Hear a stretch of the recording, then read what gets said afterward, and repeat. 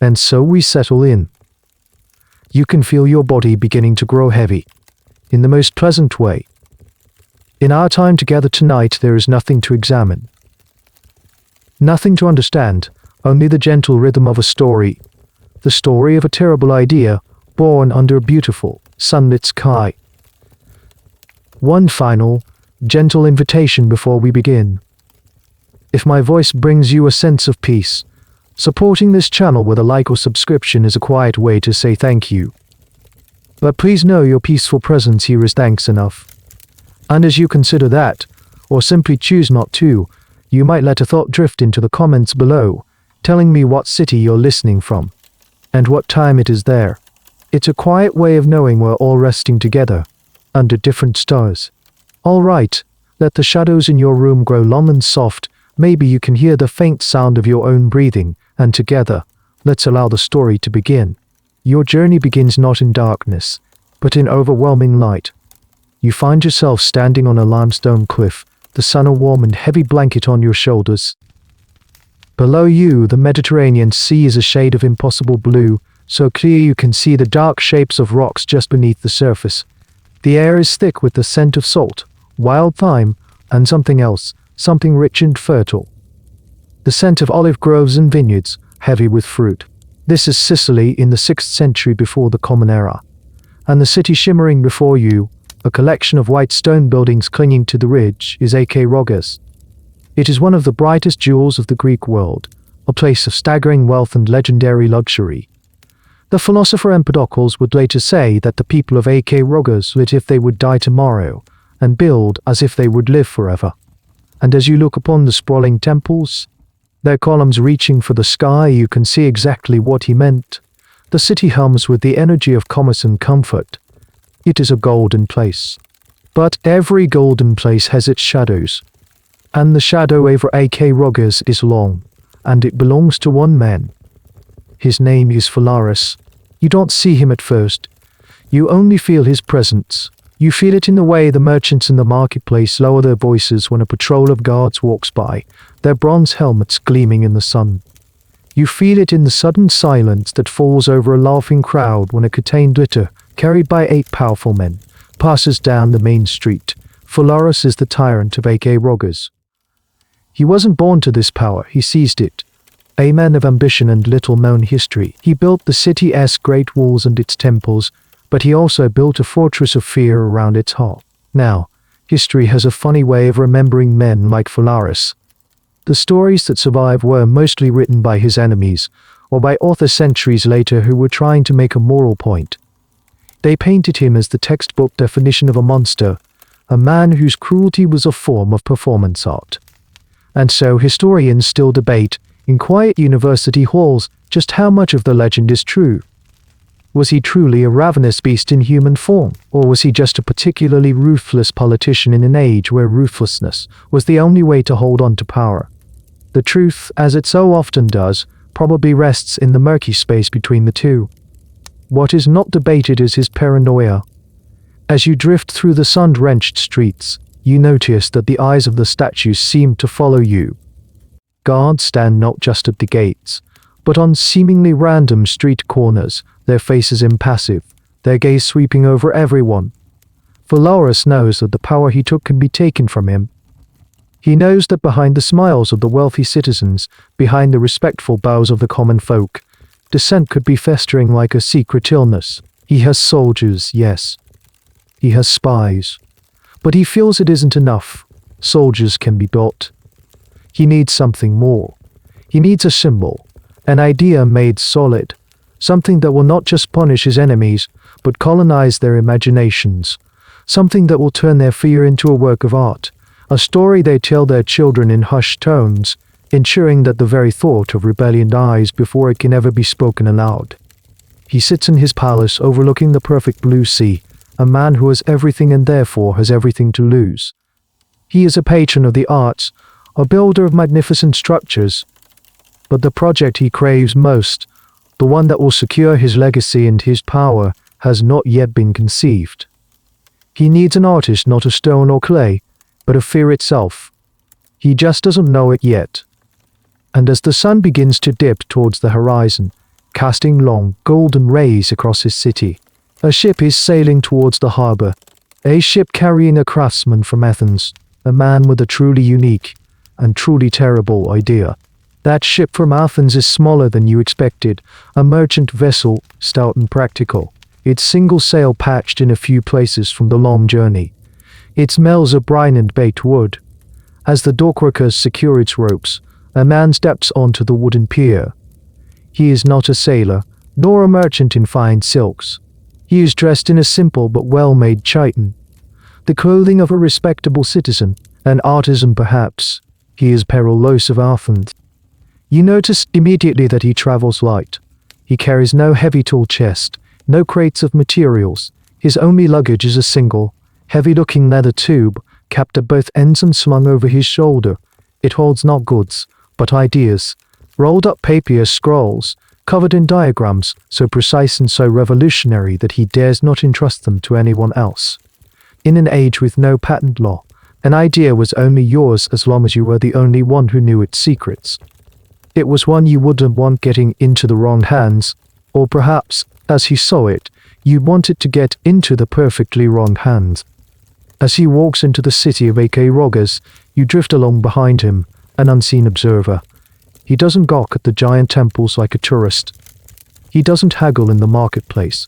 He walks with a quiet purpose, his eyes taking in everything with a cool, appraising gaze. He is assessing the city as power.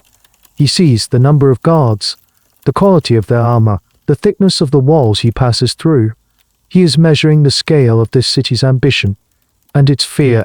He needs a patron with both an abundance. Perillos is a master craftsman, a renowned bronze worker from the heart of the artistic world. To be a top artisan in Athens was to be a respected figure, a creator of beauty and function. He could have spent his life casting graceful statues of gods and heroes, or crafting intricate tripods for wealthy clients. But Perillos possessed a different kind of genius. It was a genius for engineering, for acoustics, and for understanding the darker currents of the human psyche. He was bored with beauty, he was fascinated by the mechanics of all, and its close cousin terror. Of course, the figure of Perillos himself is a subject of much scholarly head-scratching. Some historians believe he was a real person, a brilliant but chillingly amoral inventor who saw a niche in the market for high-end instruments of state control. Others argue that he is a literary invention, a character created by later writers to add a delicious layer of poetic justice to the story of the bull. It's a perfect narrative loop, after all. The creator destroyed by his own creation, whether he was a real man of flesh and blood or a ghost conjured by storytellers. His role in this tale is the same. He is the catalyst. He is the man who carries the blueprint for a nightmare in a leather tube. He finds a room in a clean but modest inn. He unrolls his scrolls on the simple wooden table, and you catch a glimpse of them. They are not sketches of a monster. They are technical drawings of immense complexity. You see cross-sections of a bull's head, filled with swirling lines indicating the flow of air. You see diagrams of tubes and resonant chambers meticulously calculated. There are notes in the margins about the properties of bronze when heated, about the way sound changes as it passes through a coiled pipe. He looks at these drawings not with malice, but with a craftsman's pride. He has solved a problem, a very, very strange problem. How to make a large bronze sculpture sing, or, more accurately, how to make it bellow. He has come to Acragas for a reason. He has heard the stories about its ruler Phalaris, a new money tyrant, a man with a fragile grip on power and an obsession with projecting an image of absolute authority. Men like that, Perillos knows, are the greatest patrons of all. They are not bound by tradition. They are willing to spend fortunes on projects that are bold, shocking, and unforgettable. Perillos isn't just selling an object. He is selling an object. He is selling an object. He is selling an object. He is offering Phalaris away to make his name echo through eternity, not in poetry, but in fear. He spends a day or two making quiet inquiries, using his Athenian credentials to gain access to the lower echelons of the court. He is polite, professional, and deeply mysterious. He speaks of a new kind of monument, a tribute to the power of Acragas, an artistic marvel that fuses sculpture with the science of sound. He says just enough to pique curiosity. to make the officials feel they have discovered him, rather than the other way around. Finally, the message arrives. The tyrant will see him. Phalaris, ruler of Acragas, has granted an audience to the bronze worker from Athens. Perillos carefully rolls up his scrolls, secures the caps on his leather tube, and smooths down his tunic. He is not nervous. He is a salesman about to meet his ideal customer. He has a product that he believes, with all his heart, will perfectly meet the tyrant's unspoken needs. He is ready to make his pitch. The air inside the tyrant's palace is cool, a welcome relief from the Sicilian sun.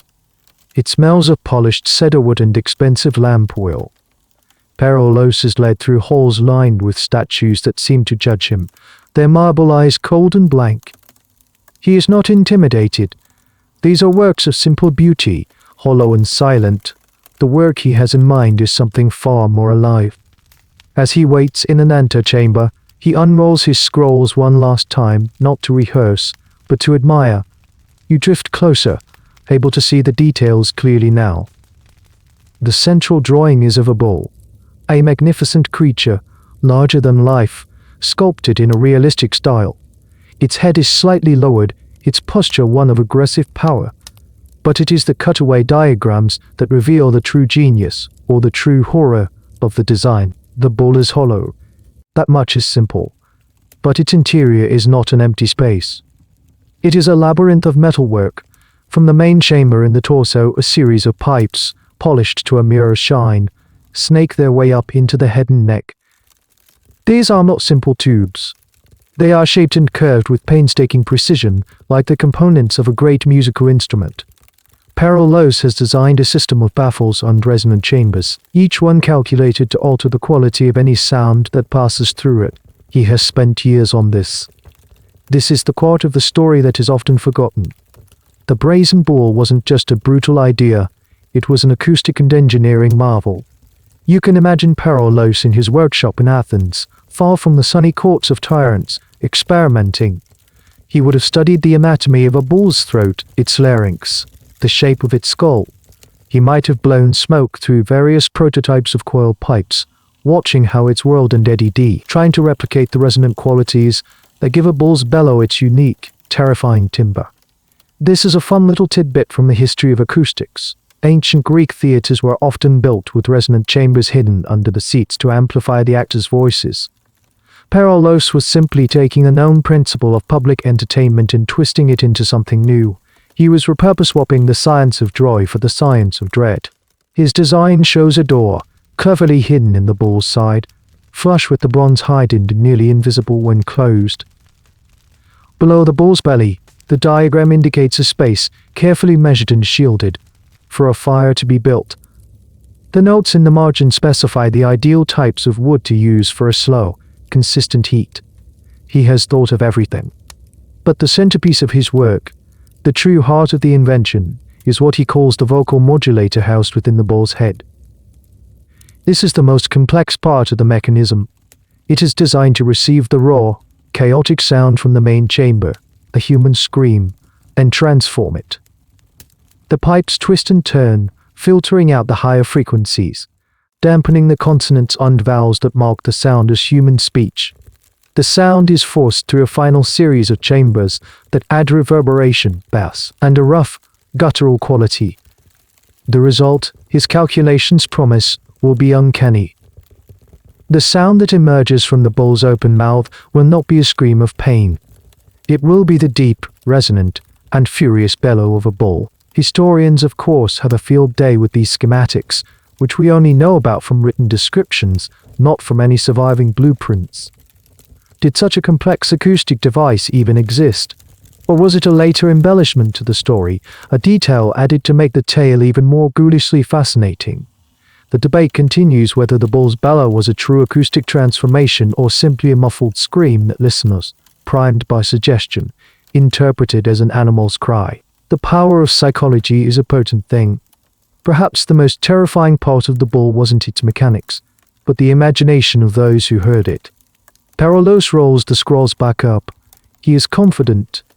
He knows that Phalaris, a man obsessed with appearances and symbols, will not just see a torture device. he will see a masterpiece of political theater. The bull is a statement. It says that the tyrant's power is so absolute, he can transform the very nature of things. He can take the ultimate expression of human defiance, a scream of pain, and turn it into an animalistic roar, a sound of mindless brute force. It is an act of alchemy, an alchemy of terror. The heavy doors to the audience chamber swing open. A court official gestures for him to enter. Perillos takes a steadying breath, the leather tube feeling solid and important in his hand. He is no longer just a craftsman from Athens. He is a poet, and the poem he is about to offer the tyrant is written in bronze, fire, and sound. You walk with Perillos into the tyrant's audience chamber. It's a vast room designed to make any visitor feel small and insignificant. Sunlight streams through high windows, illuminating dust motes dancing in the air like tiny golden insects. The floors are a mosaic of polished stones depicting heroic battles. At the far end of the room, on a raised platform, sits Phalaris. He is not the hulking monster you might have imagined. He is a man in his middle years, dressed in robes of a deep purple, a color so expensive it was worth more than its weight in gold. He looks more like a stern banker than a bloodthirsty tyrant. His beard is neatly trimmed, his hands are clean, and his eyes are intensely sharp. They watch Perillos approach with a kind of weary curiosity, the look of a man who has been presented with 1,000 grand ideas and has been disappointed by 999 of them. Perillos bows not too deeply, showing respect but also self-worth. He is a master of his craft, not a groveling servant. He waits for the tyrant to speak. You are the artisan from Athens, Phalaris says. His voice is calm, level, and carries easily across the vast room. I am told you have a proposal for a new monument. Acragas has many monuments. Our temples are the envy of the Greek world. What could you possibly offer that we do not already have? This is the moment, the pitch. Perillos doesn't begin by unrolling his scrolls. That would be a mistake. He starts with the concept.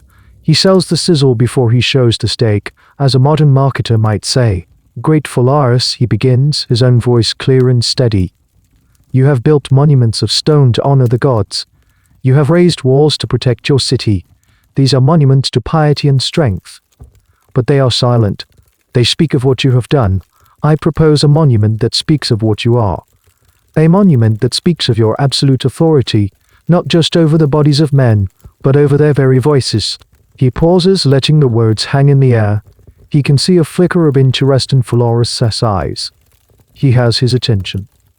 I propose a tribute to the symbol of Sicily itself. Perillos continues, the mighty bull. A sculpture of bronze, larger than any living beast, polished to a gleam that will reflect the sun and dazzle all who look upon it. It will be a work of art so magnificent it will become a mark, a symbol of the wealth and power of Acragas. Phalaris makes a small, impatient gesture with his hand. Bronze bulls have been made before. We have several smaller ones in the treasury. This is the test. HES asking for the unique selling proposition. But they are all silent, my lord, Perillos says, his voice dropping slightly, becoming more conspiratorial. Mine will not be. My bull will sing. He has him now. Phalaris leans forward slightly. Sing. Or bellow, to be more precise, Perillos says, and now he walks forward and lays his leather tub on a low table between them. He carefully unrolls the main scroll, the one showing the grand, heroic image of the bull. He lets Phalaris admire the artistry, the powerful lines, the sheer aesthetic appeal of the object. HES framing it as a work of beauty first. Imagine, my lord, an enemy of the state, a conspirator, a spreader of sedition, is brought before the people. He is not put to the sword in a messy and undignified display. Instead, he is given an honor. He is invited to be the voice of the bull. You are now witnessing the pitch meeting from hell. Perillos uses the language of ceremony and art to describe an act of profound cruelty. He never uses words like execution or torture. He talks about performance, sound, and transformation.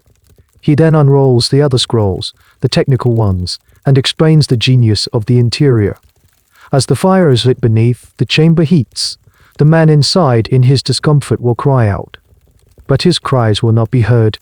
They will travel through this series of acoustic chambers, a system of my own invention.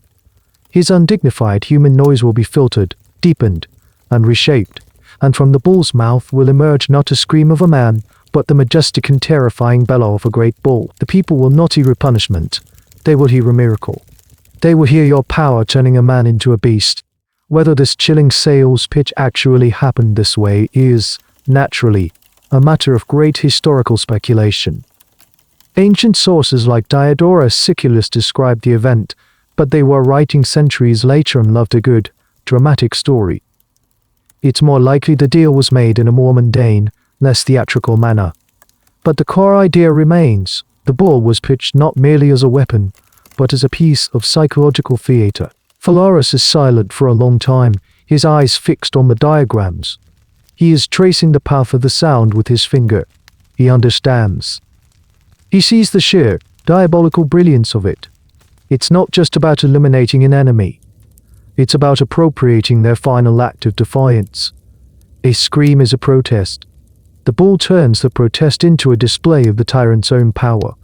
It's a propaganda machine powered by human suffering. It will be expensive, Phalaris says at last, his voice flat. Genius is never cheap, my lord, Perillos replies smoothly. A slow smile spreads across the tyrant's face. It is not a warm smile. Build it, he says. Build my bull. I want it to be the last thing my enemies ever see, and the last sound they ever make. A tyrant's command is like a sudden change in the weather. One moment, the city of Acragas is going about its business. The sun warming the market stalls, the fishermen mending their nets. The next, a new energy buzzes through the streets, a current of rumor and official activity. A great commission has been made. A monumental work is to begin. You see the decree, posted in the public square. Phalaris, in his infinite wisdom and generosity, has commissioned a great bronze statue to honor the strength of the city. It will be a bull, a testament to the untamable spirit of Sicily. The finest artisan from Athens, Perillos, has been retained to oversee the project. The announcement is met with a mixture of civic pride and mild confusion. Another statue, so soon after the new wing of the temple was completed. But no one questions the tyrant's will, at least not openly. Perillos has given everything he needs. He is assigned a workshop, the largest forge in the city, located on a windswept hill just outside the main walls. It's a place where the wind from the sea can help temper the incredible heat. He is given a budget that makes the city's treasurers weep. Carts laden with ingots of copper and tin, the components of bronze, begin arriving from the port, their wheels groaning under the weight.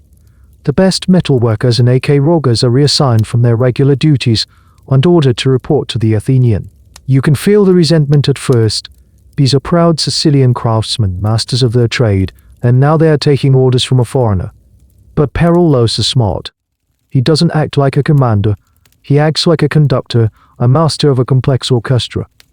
He recognizes their skills, praises their work, and focuses their attention on the immense technical challenges of the project. He speaks their language, the language of heat, metal, and precision.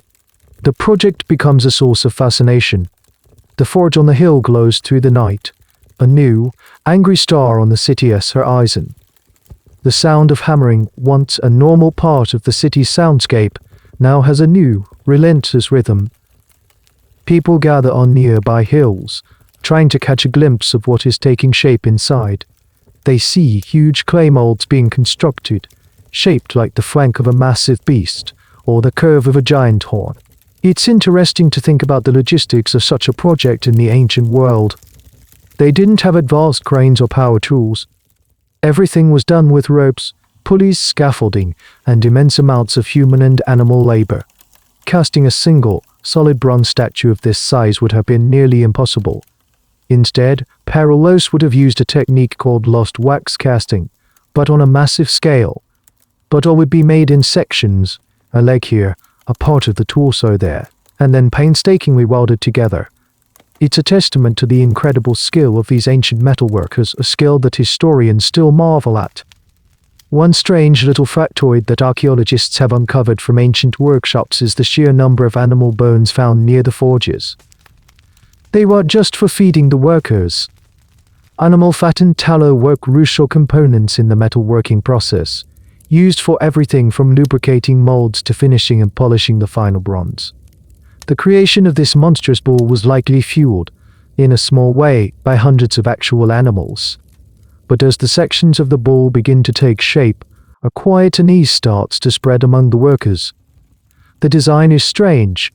The interior of the pieces isn't rough and unfinished, as one would expect. Perillos has them polishing the inside of the bronze plates. They are tasked with crafting bizarre, curved tubes and strange, bell-shaped objects that seem to have no structural purpose. They are working in secret on the bull's heart, and they don't understand what they are making. Perillos keeps the master scrolls, the ones showing the acoustic mechanism, locked away. He gives the craftsmen only the sections they need to work on, never showing them the full picture. The project is compartmentalized. The men shaping the head have no idea what the men building the torso are doing. It's a brilliant piece of project management, and also a way to keep the bull's true purpose a secret for as long as possible. Yet whispers start. A worker mentions the strange coiled pipe he's been polishing for a week. Another talks about a hinged door he was asked to build that fits perfectly into the bull's side, so flush it's almost invisible. Why would its statue need a door? Why would its insides need to be as smooth as a musical instrument? The academic debate here is on the nature of complicity. Did the workers know what they were building? Did they suspect? Or did they just follow orders, focusing on the technical challenge, happy to be employed on a prestigious state project? It's a question that echoes through history. The craftsmen building the Tyrant's bull are, in a way, the ancestors of the engineers who design weapons or the programmers who write code for surveillance systems, perhaps choosing not to think too deeply about the why. Phalaris visits the forge occasionally. He never speaks to the workers. He stands with Perillos, observing the progress. He sees the giant bronze leg, the curve of the massive back. He nods in approval. He can see his vision, his instrument of power, slowly, painstakingly, being called into existence from fire, earth, and human ingenuity. The city watches the forge fires burn, and waits. The great bowl of Acragas is coming to light. The forge is a cavern of controlled chaos, a bubble of heat and noise that seems to exist outside the normal flow of time. Day and night, the work continues, the orange glow of the furnaces painting the faces of the workers in flickering light.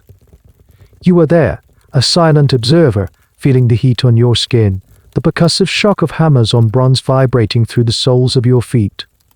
This is the heart of the creation, the place where an idea becomes a terrifying physical reality. The process of casting the bronze is a dramatic ritual in itself. First, a full-scale model of a section of the bull is made from clay and wax. This is the art, the part where the sculptors shape the powerful muscles, the angry curl of the lip, the texture of the hide. Perillos is a perfectionist. He runs his hands over every curve, demanding a level of realism that is both beautiful and unsettling. Once the wax model is perfect, it's encased in a thick shell of clay, with channels and vents left for the molten metal to flow in and the air to escape. This is then placed in a kiln, and the clay is baked until it's as hard as pottery. In the process, the wax model inside melts away, the lost wax, leaving a perfect, hollow negative image of the bull's form within the hardened clay shell. Now comes the moment of truth. The crucible, a massive ceramic pot filled with copper and tin, sits in the heart of the furnace, heated by bellows that are pumped relentlessly by teams of strong men. The metal inside churns and glows, a captive sun. The air grows thick with a metallic tang. When the bronze reaches the perfect temperature, a shimmering liquid gold, the foreman gives a shout. Using long iron rods and thick leather gloves, a team of workers, their bodies slick with sweat, carefully lift the crucible from the fire. It's a dance of immense danger and precision. One slip, one moment of hesitation, and a river of molten metal could spell disaster. They carry it to the waiting clay mold and, with steady hands, they pour. The liquid bronze flows into the mold, a fiery serpent filling every tiny detail, every muscle, every hair that was so carefully sculpted in the wax. Then there is nothing to do but wait. The mold cools for days, the metal within contracting and solidifying.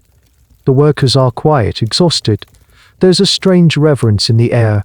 They have wrestled with fire and earth to give form to a new thing. Finally, the day comes to break the mold. With hammers and chisels, they carefully chip away the outer shell of baked clay. It falls away in chunks, revealing the bronze within, still dark and rough from the casting process. But it's there, a piece of the bull, solid and real. It's a moment of triumph, but as you watch, you see the strange duality of their creation. They have made something of immense power and beauty. A perfect replica of a bull's flank, the bronze capturing the play of muscle beneath the skin. And yet, it feels cold, lifeless, an empty promise of violence. This process is repeated over and over. A leg, the tail, a section of the massive horned head.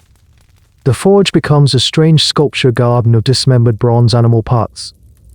Slowly, painstakingly, the pieces are brought together. This is where the true mastery of the metalworker shines. They join the sections using a form of ancient brazing or welding, heating the edges and flowing in more bronze to create a seam. Then, for weeks, they work on the seams, hammering, grinding, and polishing until the joins are almost invisible. From many pieces, one beast emerges. The scale of it is hard to comprehend. When the main body is finally assembled, it towers over the men who built it. It is a hollow mountain of metal. One little-known aspect of large-scale bronze casting is its acoustic property. Even before the internal pipes are installed, the hollow shell of the bull would have had a strange resonance. A hammer striking the outside would have created a deep, gong-like sound that would have echoed for a surprisingly long time. They must have felt the deep hum of the metal as they worked on it. It was a beast that seemed to want to make a sound even before it was given its terrible voice. The debate among metal adjusters and historians continues to this day. What was the exact composition of the bronze they used?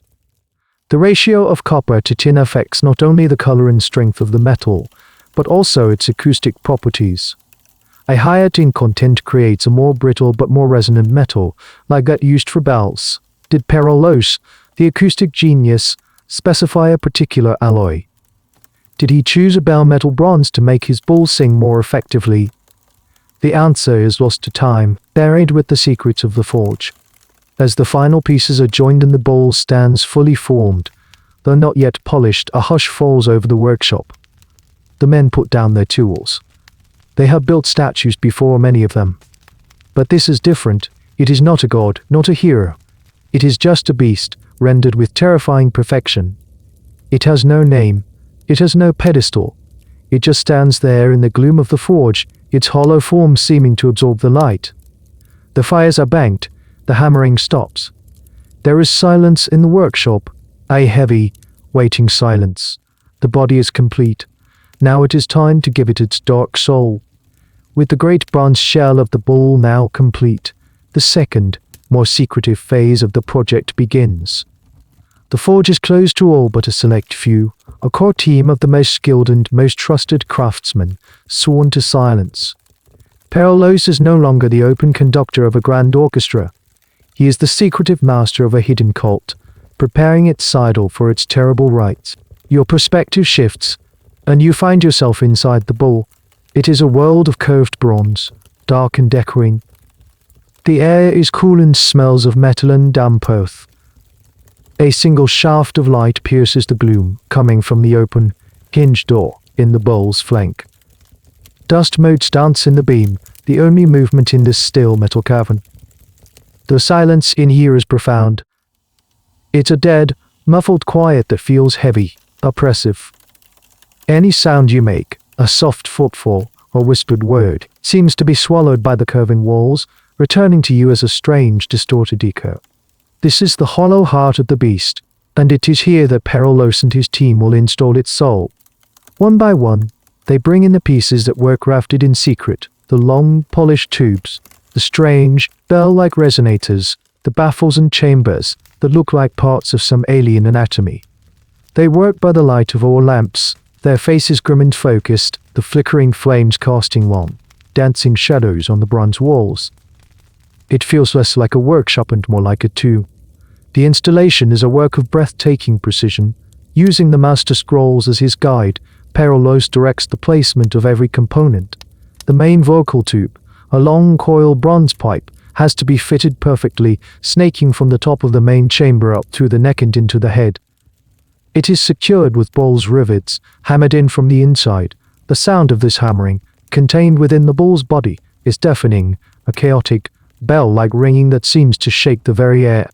A fascinating, and often overlooked, detail of the bull's design, as described by ancient authors, is the addition of channels to carry incense. Perillos, it seems, thought not just about the sound, but also about the smell. Small, cleverly hidden vents were supposedly connected to the bull's nostrils. Before a performance, incense would be burned within the chamber, so that when the heated air and smoke finally emerged, it would carry with it a sweet, cloying, ceremonial scent. It was another layer of sensory distortion, another piece of theater. The crowd would see the polished bull, hear its unearthly bellow, and smell the sacred scent of incense, all combining to create an experience of profound and terrifying awe. It turned a brutal act into a twisted religious spectacle. The craftsmen work with a quiet, grim efficiency. They are no longer just metal workers, they are watchmakers assembling the delicate and complex mechanism of a terrible clock. They install the secondary resonators, the chambers designed to add bass and distortion. Each piece is polished to a mirror shine, not for beauty, no one will ever see them again, but for acoustic purity. Any roughness, any imperfection, could spoil the sound. The final and most complex assembly takes place in the head. Here in the cramped, dark space behind the bull's eyes, the vocal modulator is fitted. It's a series of plates and baffles that will be the last thing to shape the sound before it exits the bull's open mouth. It's the choke point, the place where the human cry is finally and irrevocably strangled and reborn as an animal's roar. The historical debate rages fiercely around this inner mechanism. Did it even work? Modern acousticians and engineers have tried to build replicas based on the ancient descriptions, with mixed results. Some argue that creating a device that could truly transform a scream into a convincing bull's bellow using only passive acoustic principles would be incredibly difficult, perhaps impossible with ancient technology. Others suggest that the effect might have been less of a perfect transformation and more of a deeply unsettling distortion, a sound that was recognizably born of a human but twisted into something monstrous. Perhaps, they argue, that would have been even more terrifying for the audience than a simple animal noise. The true nature of the bull's song is a secret it took to its grave. Finally, the last rivet is hammered home. The last tube is polished one final time. Perillos inspects the work, running his hands over the smooth, cool metal of the pipes. He taps one of the resonant chambers, and a low musical hum fills the dark space for a moment before fading. He is satisfied. His masterpiece is complete. The workers file out through the door in the bull's side, blinking as they step back into the bright Sicilian sunlight. They leave their tools behind. Their work here is done. Perillos is the last one out. Before he closes the door, he takes one last look into the dark, mechanical heart of his creation. It is perfect. A silent orchestra waiting for its first, unwilling soloist. He swings the heavy bronze door shut. The click of the latch echoing in the sudden silence is the only sound. The heart of the bull is now sealed. The bull is dragged from the darkness of the forge into the brilliant, unforgiving light of a Sicilian afternoon. The journey is a spectacle in itself. It takes dozens of oxen, straining against thick ropes, and hundreds of men, using levers and rollers to move the colossal bronze beast down the hill towards the city. The sheer weight of it carves deep ruts into the dusty road. People line the way, their faces a mixture of awe, pride, and a subtle, unspoken fear. It is no longer the dull, fire-stained metal from the workshop. The final stage of its creation was a long, laborious polishing. For weeks, teams of men worked with fine and oil, rubbing the bronze skin until it shone with a deep, liquid luster. Now, under the sun, the effect is breathtaking. You see it as the citizens do. It doesn't look like a statue. It looks like a living thing, a creature of myth that has wandered out of a legend and into the real world. Its polished surface acts like a distorted mirror. In its gleaming flanks, you can see the reflection of the blue sky, the green hills, the white buildings of Acragas, all warped and curved as if seen in a dream. It reflects the faces of the crowd, stretching their smiles and frowns into grotesque masks. The bull seems to contain the entire world on its skin. It is placed in the center of the city's main square on a specially constructed stone plinth. It is positioned to face the tyrant's palace, a loyal and terrible watchdog.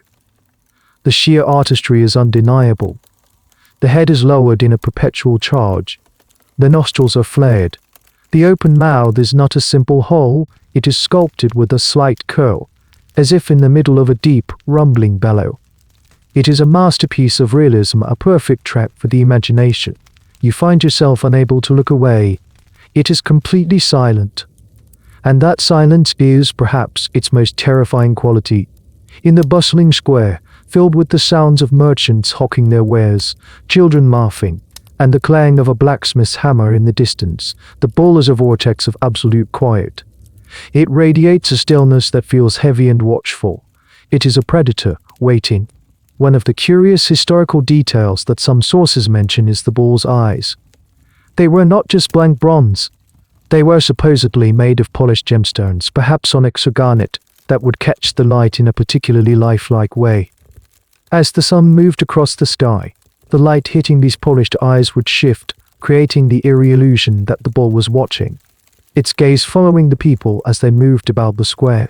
This tiny detail transforms it from a static sculpture into a dynamic, ever-present observer, an extension of the tyrant's own paranoid gaze. The people of Acragas try to normalize it. Children dare each other to run up and touch its cold, bronze hoof. Merchants set up their stalls in its shadow, trying to reclaim the square for the routines of daily life. But there's a new tension in the air. Conversations quiet down when people walk near it. Lovers find other, more secluded places to meet. The bull's presence changes the emotional geography of the city. Historians and sociologists often discuss the concept of hostile architecture, modern designs meant to control public behavior, like benches with dividers to prevent people from sleeping on them. The Brazen Bull, you realize, might be the ultimate historical example of this. It wasn't designed for comfort or beauty, but as an instrument of social control. Its very existence was a constant, unspoken threat that shaped the behavior of everyone in the city, every single day. Its function wasn't just to be used, its primary function was simply to be there. The academic debate on this point is fascinating. Did Phalaris intend for the bull to be used frequently, or was its power primarily in its potential? Some argue that a tool love to prove the threat if when it is used just enough to prove the threat is real, but then left silent for long periods, allowing people's imaginations to do the real work. The silent bull, gleaming in the sun, could be more terrifying than the bull in use because it represented a future of suffering that could be unleashed at any moment for any reason. It was a monument not to a past victory, but to a perpetual looming threat. Days turn into weeks. The bull just stands there. The city gets used to it, in the way that people can get used to anything. It becomes part of the landscape. And then, one morning, a herald appears in the square. He unrolls a scroll and announces that the tyrant Phalaris will be holding a grand ceremony to dedicate the new monument. All citizens are invited. The court will assemble. And the artist, the great Perillos of Athens, will be honored for his magnificent contribution to the glory of Acragas. A celebration is coming. But as the sun sets, casting a blood-red light on the bull's polished hide, you can't help but feel a sense of deep foreboding. The silence is about to be broken. The day of the unveiling arrives bright and clear. The square is packed with people, a sea of white and colored robes under the hot sun. It has the atmosphere of a festival. There are food vendors, musicians playing soft melodies on their lyres, and a general air of forced celebration. You can feel the nervous energy rippling through the crowd. They are here because they were invited, and an invitation from Phalaris is not something you decline. The bull stands on its plinth, silent and impassive. It has been decorated for the occasion. Garlands of flowers have been draped around its thick bronze neck, a touch of festive life against the dead metal.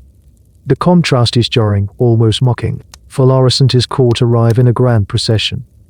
The tyrant is carried on an ornate litter, shielded from the sun by a silk canopy. He is dressed in his finest robes, a golden wreath on his head. He looks every bit the benevolent ruler dedicating a piece of public art. He ascends a temporary wooden platform built near the bull, his guards forming a rigid perimeter around him. From this vantage point, he can look out over the entire crowd, and over his gleaming bronze creation, Perillos stands beside him. He too is dressed in a fresh robe, a guest of honor. He looks proud, a master artist about to receive the public acclaim he believes he deserves. He looks at the bull, and a small, satisfied smile plays on his lips. It is, by any measure, a triumph of his craft. He has taken an idea, a mere whisper of a concept, and forged it into this magnificent, terrifying reality.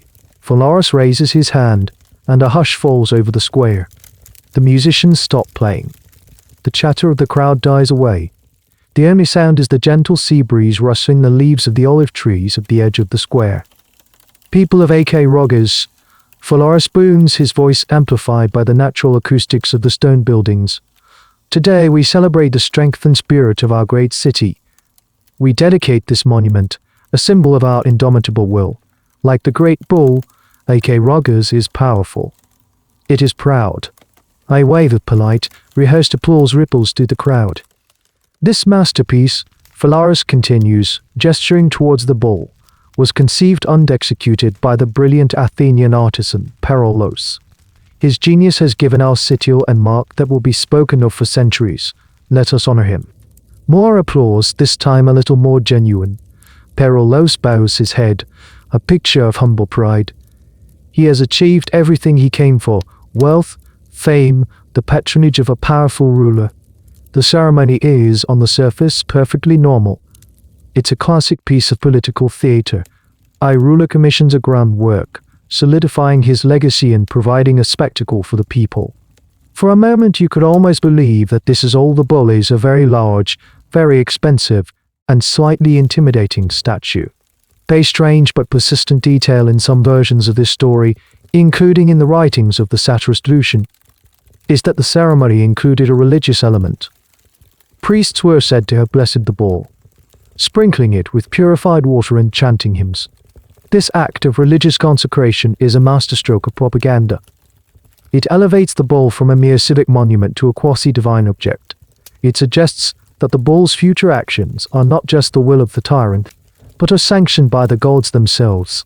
It's a way of laundering cruelty, giving it the veneer of sacred duty. The speeches continue. The city officials drone on about civic pride. The poets read odes to the bull's mighty form. The sun beats down. The crowd is getting restless, hot and bored. They have seen the statue. They have applauded the artist. They are ready to go back to their lives. But Phalaris has one more thing in store. The real dedication is yet to come. The true purpose of the bull has not yet been revealed.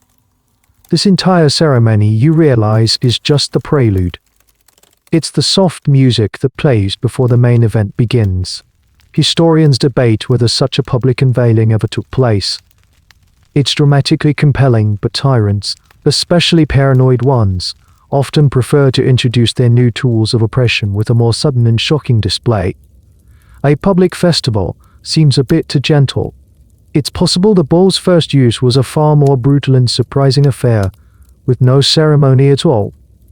The story of a grand dedication might have been a later invention to make the tale more cinematic, to heighten the contrast between the festive atmosphere and the horror to come. As the final poet finishes his verses, Phalaris raises his hand again for silence. The ceremonial part of the day is over. The crowd begins to stir, ready to disperse. A moment more, the tyrant says, his voice taking on a new, sharper edge. The artist, Perillos, has told me that this is not just a sculpture for the eyes, but one for the ears as well, a marvel of acoustics. Is that not right, master craftsman? He turns to Perillos, a predatory gleam in his eye. Perillos, caught up in the moment, puffs out his chest with pride. That is correct, my lord, he says, his voice full of self-satisfaction. Its voice is designed to be its most magnificent feature. It will sound exactly like a real bull in its fury. Phalaris smiles the cold smile again. A bold claim. An artist must stand by his work. I think a demonstration is in order. The tyrant's words hang in the hot, still air. "A demonstration is in order."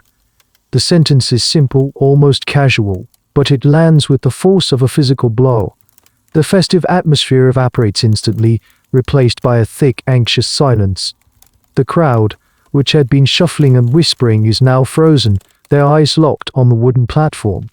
They don't understand what's about to happen, but they know the performance has taken a dark and unexpected turn.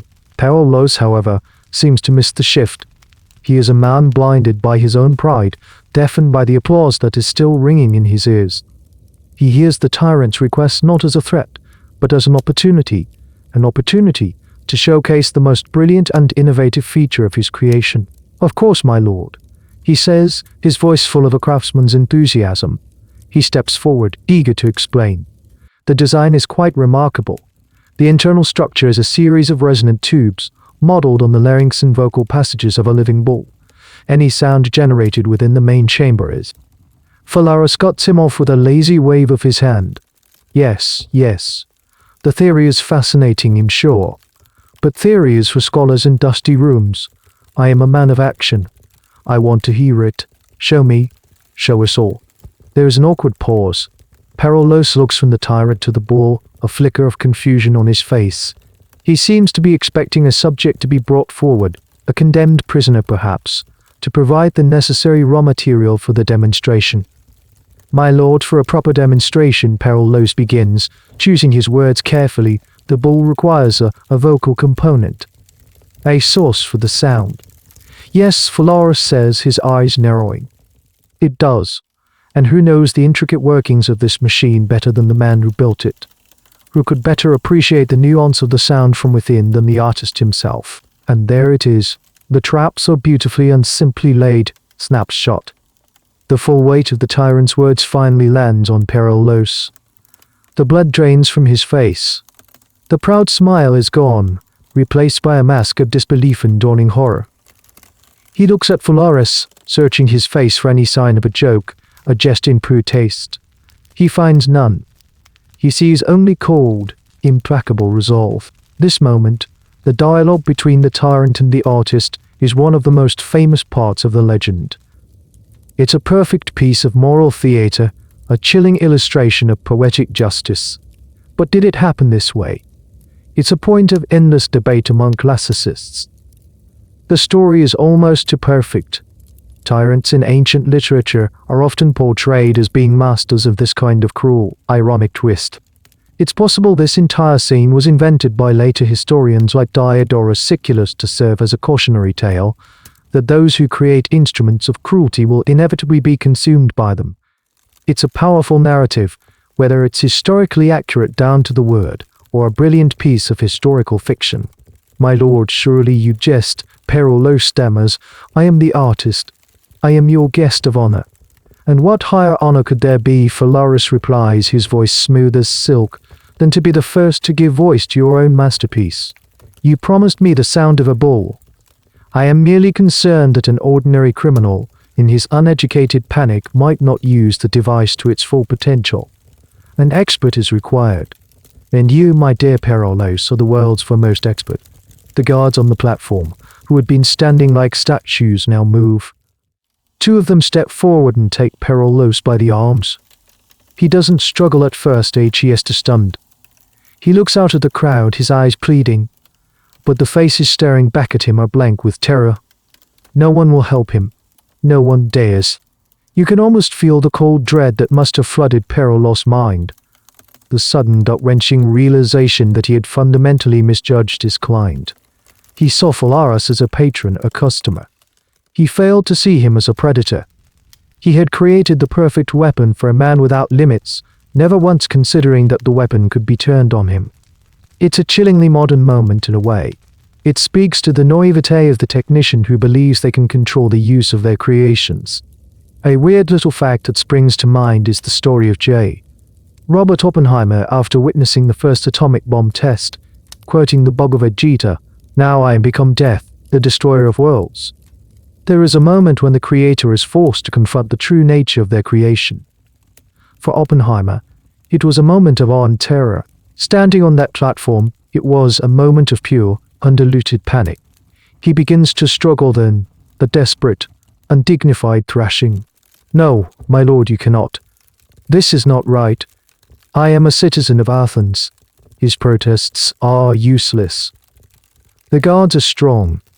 They drag him from the platform, down the wooden steps, and across the dusty ground towards the silent, waiting bull. The crowd parts before them, a human wave receding from a terrible shore. The garlands of flowers on the bull's neck tremble slightly in the breeze. The beast is ready. The demonstration is about to begin. The guards drag Perillos across the square. His sandals kick up little puffs of dust. His protests have turned into panicked, incoherent babbling. The man who stood so proudly on the platform just moments ago is now just a terrified creature, his dignity stripped away. The crowd watches in a state of paralyzed fascination, a collective breath held in 1,000 chests. They reach the plinth. One of the guards, who has clearly been instructed beforehand, presses a specific spot on the bull's bronze flank. With a soft click, a section of the hide swings inward, revealing dark, narrow opening. The hidden door. It moves on well-oiled hinges, a testament to Perillos' own meticulous craftsmanship. The interior of the bull is void of absolute blackness. Perillos lets out a wail of despair. He knows every detail of that interior. He knows the polished tubes, the resonant chambers. He knows exactly how it works. And that knowledge, once his greatest pride, is now the source of his ultimate terror. He is not just facing an instrument of death. He is facing the embodiment of his own dark imagination. He struggles in earnest now, a desperate fight for his life. But he is one man, and the guards are strong and impassive. They force him towards the opening. He tries to brace his feet, but the dust of the square offers no purchase. They lift him, his body thrashing, and begin to push him, head first, into the cold, dark interior of his own creation. The crowd lets out a collective gasp. This is no longer a ceremony. It's not a political statement. It's something raw and brutal, happening in the bright, clear light of day. The sun beats down, the sky is a perfect, indifferent blue, and a man is being fed to a monster of his own making. This specific detail of Perillos being the first victim is the most famous and most debated part of the entire legend. It appears in many, but not all, of the ancient sources. Some historians argue it's a later addition, a moralistic flourish to make the story more compelling. They suggest the first person to be put in the bull was likely a genuine enemy of the state, perhaps a captured pirate or a political rival. The story of the inventor's poetic demise, they argue, was just too good a tale not to become part of the official history. The truth is, we will likely never know for certain who was the first to hear the bull sing from the inside. The story, however, has chosen its victim, and his name is Perillos. He is shoved inside. The space is cramped, the curved metal walls cold against his skin. For a moment, his legs are still sticking out of the opening, kicking feebly. Then, with a final brutal push, the guards get him all the way in. The heavy bronze door is swung shut. The click of the lock echoes across the silent square. Perillos is gone. He has been swallowed by his own art. For a moment, nothing happens. The bull stands there, gleaming in the sun exactly as it had a moment before. It is silent. The only sound is the wind, and the distant cry of a seabird. The crowd stares, confused. Was that it? Was the demonstration just the act of putting him inside? Then, they see the servants, a small group of men, their faces grim, approach the plinth. They are carrying bundles of dry wood and kindling. They kneel down, in the space beneath the bull's belly that Perillos had so carefully designed. With a flint and steel, a spark is struck. A small flame flickers to life, catching on the dry tinder. The fire is lit. This is a moment of chillingly domestic detail. Lighting a fire is such a normal, everyday act. It's what you do to cook a meal or to warm your house on a cool evening. But here, this simple, familiar act is twisted into the beginning of an unspeakable horror. The ordinariness of it is what makes it so grotesque. The little flame grows, fed by larger pieces of wood. A thin tendril of smoke, at first white and then turning grey, rises from the fire and licks at the bronze underbelly of the bull. The metal, which had been reflecting the cool blue of the sky, now begins to catch the flickering orange of the fire below. Phalaris watches from his platform, his face unreadable. He leans forward slightly, a connoisseur waiting for the performance to begin. He is not just a tyrant, he is now a critic, waiting to judge the quality of his new instrument. The crowd remains silent, a forest of stone-faced statues. They are no longer spectators at a festival. They are witnesses, and in the heart of the silent, gleaming beast, Perillos is trapped in the darkness, feeling the floor beneath him begin to grow warm. Inside the bull, your world has shrunk to a dark, cramped, and metallic-smelling space. You are Perillos. The cold of the bronze is slowly leaching away, replaced by a subtle, creeping warmth. At first, it's just a change in the air, a loss of the subterranean chill. Then, you can feel it through the thin soles of your sandals. The floor is no longer cool. It's becoming a plate of gently warming metal. Panic, a cold and sharp thing, gives way to a more primal, immediate terror. You bang your fists against the bronze walls. The sound is a dull, unsatisfying thud instantly swallowed by the enclosed space. It doesn't echo. It just dies. You scream, but your voice feels small and thin, lost in the strange, dead air of the chamber. You know, with the sick certainty of the engineer who designed it, that no one outside can hear these raw, unfiltered sounds. They are just the fuel, the raw material for the machine you are inside. The heat intensifies. It's no longer a gentle warmth. It's a pervasive, aggressive heat that seems to be coming from everywhere at once. The bronze hull, an excellent conductor of heat, is turning into an oven. The air becomes thick and hard to breathe. Sweat pours from your body, sizzling faintly as it drips onto the hot floor. This is the moment when the true, insidious genius of your design becomes a reality. The pain begins. There's searing, unbearable pain as the metal grows too hot to touch. You try to crouch, to pull your limbs away from the burning surfaces, but the space is too small. Every movement brings you into contact with another scorching wall. And so, the first real scream is torn from your throat. A sound of pure, unthinking agony. Outside, the crowd has been watching the fire, the flames now grown large and confident, licking at the bull's belly and blackening the polished bronze. They have been waiting in a tense, breathless silence. And then they hear it. It is not a human scream. From the open mouth of the great bronze bull, a sound emerges. It starts slow, a deep guttural moan, then rises in pitch and volume into a full-throated, terrifying bellow. It is a sound a great beast would make at the moment of its death. The acoustic mechanism works. It works perfectly. The coiled pipes, the resonant chambers, the carefully designed baffles, they all perform their function flawlessly, stripping the humanity from your cry and clothing it in the sound of a monster. The effect on the crowd is instantaneous and profound.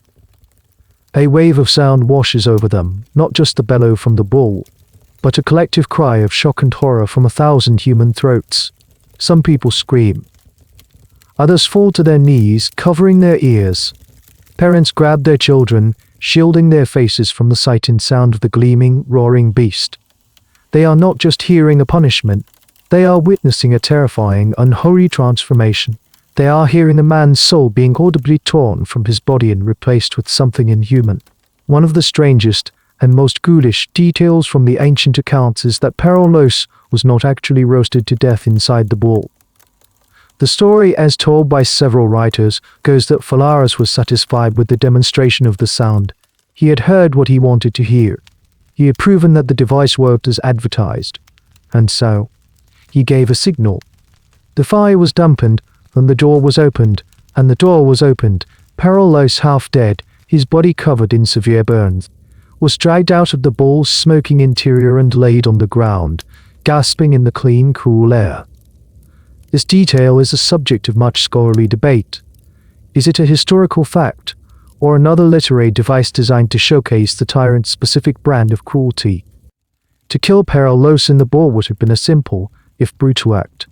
To show him the perfect functioning of his machine, and then to drag him out, alive but broken, only to kill him in a more conventional way, is a level of psychological cruelty. There's a level of psychological cruelty. that is almost beyond comprehension. It suggests Phalaris was not just a brute, he was a connoisseur of suffering. The legend concludes that as Perillos lay on the ground, perhaps thinking he had been spared, Phalaris looked down on him with contempt.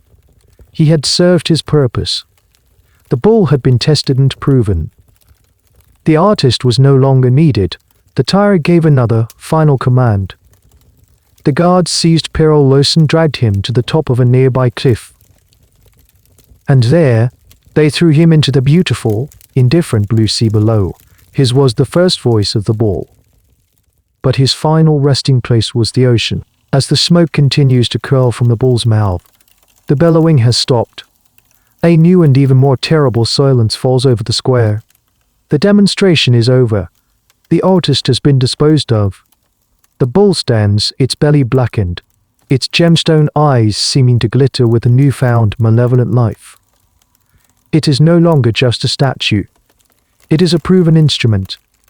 Its first song has been sung, and the sound will echo in the nightmares of everyone who heard it. The legend of the Brazen Bull of Acragas has been born in fire, sound, and a terrifying act of poetic justice.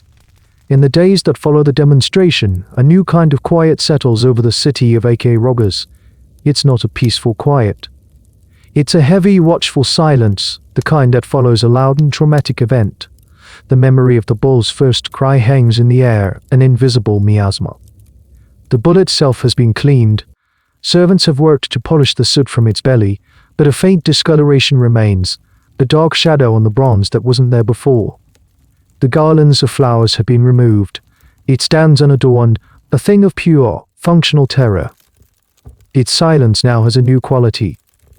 Before, it was the silence of potential. Now, it is the quiet of a predator that has already tasted blood. You drift through the city, an unseen observer of this new reality. You see it in the marketplace, where once there was a lively, chaotic hubbub of haggling and gossip. Now the merchants speak in lower tones. Their eyes dart towards the square, towards the gleaming shape that dominates the skyline. A joke told too loudly dies on the teller's lips. A burst of laughter feels inappropriate, almost defiant. You see it in the homes. At the evening meal, families eat in near silence. The children who once played noisy games in the streets are now kept closer to home. When they ask their parents about the sound, about the roaring statue, they are met with shush tones and fearful glances. It's nothing, the parents say. It is a story, but the children know it's not a story. They heard it too. The fear is being passed down, absorbed into the city as bone. The story of Perillos' fate spreads not as a clear, factual report, but as a series of whispered, contradictory rumors. Some say he was roasted alive. Others say he was thrown from the cliffs. A few, clinging to a desperate hope, whisper that the Athenian was paid handsomely and sent home, and that the sound was just a clever trick, a mechanical bellows hidden inside. No one knows the truth for sure, and this uncertainty is, in itself, a form of psychological control. The imagination fills the void, and the imagination almost always conjures something worse than reality. This is a key element of how authoritarian regimes often function. They don't always need to broadcast their brutality. Whispers and rumors, I heard that so-and-so was taken away in the night, can be far more effective at controlling a populace than public proclamations.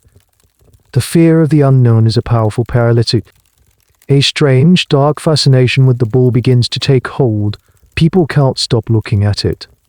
From the windows of their homes, from the hillsides where they tend their goats, their gaze is drawn back to the impassive bronze monster in the square. It has become the city's dark sun, a center of gravity around which all thoughts and fears now orbit. A particularly strange and chilling detail that appears in some historical accounts is the story of the smoke. After the bull had cooled, it said that the victims' bones were collected. They were described as being scorched and shaped like jewels, and were supposedly made into bracelets that Phalaris would wear. This detail is almost certainly a fictional embellishment, a piece of ghoulish propaganda designed to paint Phalaris as the ultimate monster. The bull wasn't just designed to kill, it was designed to utterly consume and transform its victims, leaving nothing behind but a sound, a puff of perfumed smoke, and a handful of morbid trinkets. It was a machine for erasing people. The historical debate here centers on the bull's actual use. After Perillos, how often did Phalaris employ his terrible invention? Were there lines of victims, as some of the more sensationalist ancient writers claim, or was it used sparingly, perhaps only a handful of times, for maximum psychological impact? Many modern historians lean towards the latter. The bull's power was in its presence and its potential. To use it too often would be to normalize it, to turn the sublime terror of a one-time event into a routine, almost boring form of execution. The true tyrant knows that the threat of violence is often more powerful than the violence itself. You see a pair of city guards walking their patrol. As they pass the bull, they avert their eyes. Even the enforcers of the tyrants will seem to be intimidated by this thing. They are men of bronze helmets and bronze-tipped spears, but they are dwarfed by this silent beast of bronze. It is a symbol of a power far beyond their own, a direct extension of the tyrant's will, more loyal and more terrible than any human soldier. The city of Acragas is still beautiful. The sun still warms the stone. The sea is still a perfect blue. The olive groves are still heavy with fruit. But a sickness has taken root in the city's heart. It is a city of whispers, a city holding its breath, waiting for the bull to sing again. The silence it radiates is no longer empty. It is filled with the echo of a single, unearthly cry. The Brazen Bull has now settled into its role. It is no longer a novelty. It is a permanent fixture of the city's landscape, as much a part of Acragas as the temples or the harbor. And in this permanence, it becomes something more than an execution device. It becomes Phalaris's most effective and efficient to love government. You see a group of wealthy merchants gathered in the portico of a villa. They are talking, their voices low and angry. A new tax has been levied by Phalaris, a heavy one, to fund the construction of a new palace wing. In the past, such a move would have been met with grumbling, with petitions, with backroom plotting, with petitions, with backroom plotting.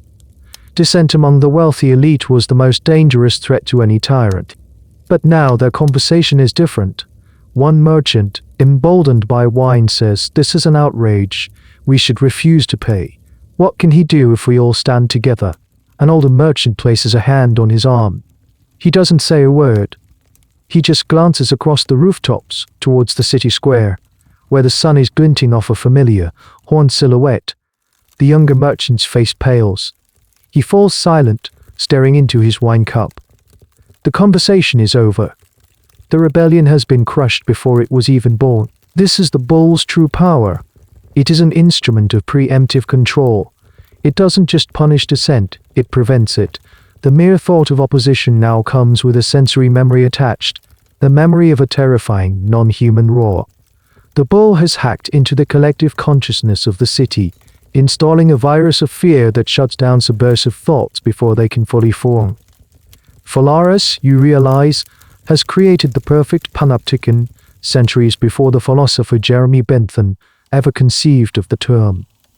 The panopticon was a theoretical prison designed so that a single guard could observe all the inmates, without them being able to tell if they were being watched at any given moment. The result was that the prisoners would police their own behavior, constantly acting as if they were under observation. The bull is Phalaris's panopticon. It stands in the center of the city, a single, unblinking gemstone eye. It doesn't need to be in use. It just needs to be there. Its presence is a constant, silent reminder of the consequence of stepping out of line. A fun, if slightly grim, linguistic tidbit: the English word budbra, meaning a source of irrational fear, is thought by some etymologists to derive from old folk tales of monsters or goblins. The Bull of Phalaris became a kind of political budbra for the ancient world.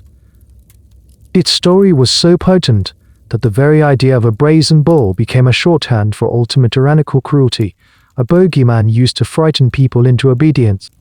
The bull's influence seeps into every corner of life. Contracts are signed and honored, because who would dare to cheat a man who has the ear of the tyrant? Debts are paid promptly. Marital disputes are settled quietly. The city becomes a model of order and efficiency. From the outside, looking at the clean streets and the lack of public strife, Acragas might seem like a paradise, a perfectly governed city-state, but it is the sterile order of a prison yard, an order maintained, not by civic virtue, but by shared, unspoken terror. Historians have long debated the nature of Phalaris's reign. The ancient sources, mostly written by his detractors, paint him as a one-dimensional monster. But could a tyrant rule for 16 years as he did on cruelty alone? Some revisionist historians argue that Phalaris must have also been a competent administrator. He built public works, he strengthened the city's defenses, he likely brought a degree of stability and prosperity. The bull, in this view, was not the entirety of his policy, but rather its most extreme and memorable component. It was the iron fist used sparingly that allowed the velvet-gloved glove of his more conventional governance to seem effective. The debate continues: was he a monster who happened to be a good builder, or a shrewd politician who understood the theatrical value of monstrousness? You see a playwright, a writer of comedies, sitting in his study, staring at a blank sheet of papers. He has an idea for a biting satire, a play that gently mocks the greed and ambition of the city's rulers. It's a good idea. It's funny. A year ago, he would have written it in a single, inspired spoken on a stage. He imagines his words, spoken on a stage. He imagines his words, spoken on a stage. He imagines them being misconstrued, reported back to the palace. He imagines it's raw.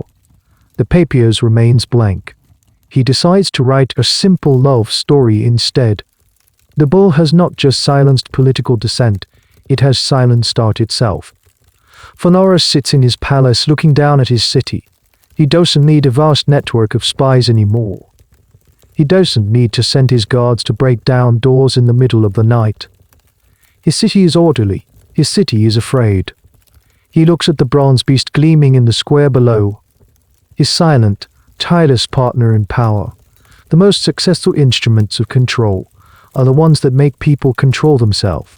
Your perspective shifts once more. You are no longer in the bustling city center, but on its quiet periphery. You are in a small, simple house belonging to a potter and his family. The house is on a hill, overlooking the sprawl of Acragas. From his small, dusty yard, the potter has a clear, if distant, view of the city square. The Brazen Bull is just a small, dark shape from here, a glint of reflected sunlight. Life here is slower, dictated by the rhythms of the sun and the needs of the clay on the potter's wheel. The high politics of the tyrant's court feel very far away. And yet, they are not. The bull's influence reaches even here, not as a sight, but as a sound. One evening, as the family is sitting down for their simple meal of bread, olives, and goat cheese, they hear it. The wind is blowing from the city, carrying with it the usual sounds, the distant barking of dogs, the faint clang of hammers from the port. But tonight, it carries something else. It is a low, mournful sound, barely audible at first. A deep, resonant hum that seems to make the very air vibrate. The potter stops, the bread halfway to his mouth. His wife freezes, her hand hovering over a pitcher of water. Their children look up, their eyes wide with a fear they don't fully understand. It is the bull. It is singing again. From this distance, the sound is not the terrifying, overwhelming roar that the crowd in the square would be hearing. Here, filtered by the wind in the distance, it is something different. It is a long, drawn-out, and strangely melodic moan. It sounds like a great animal in distress, a mournful and lonely call that echoes across the hills. It is a sound that heals. It is a sound that is profoundly sad. This is an aspect of the bull's story that is rarely considered, the experience of those who were not direct witnesses, but who lived within earshot. For them the bull was not a spectacle of horror, but a piece of the ambient soundscape, a recurring and deeply unsettling acoustic event. They would not see the fire or the victim. They would only hear the strange, periodic lament carried on the breeze. A little-known fact about sound propagation is that low-frequency sounds, like the bass notes of the bull's bellow, travel much further than high-frequency sounds. The sharp, piercing aspects of a human scream would dissipate quickly over distance, but the deep, Resonant tones created by the bull's acoustic chambers would have carried for miles, especially at night when the air was still. Perillos, the acoustic engineer, may have even designed it that way, creating a sound that could terrorize not just a square, but an entire region. The family in the small house doesn't speak. They just listen, their dinner forgotten. The sound goes on for what feels like an eternity, rising and falling with the gusts of wind. It is a sound that gets under your skin, a sound that you can't block out. It is a reminder, sent out to everyone, even in the furthest corners of the tyrant's domain, that his power is absolute, and that somewhere, someone is paying the price for defying it. The historical debate here revolves around the audience.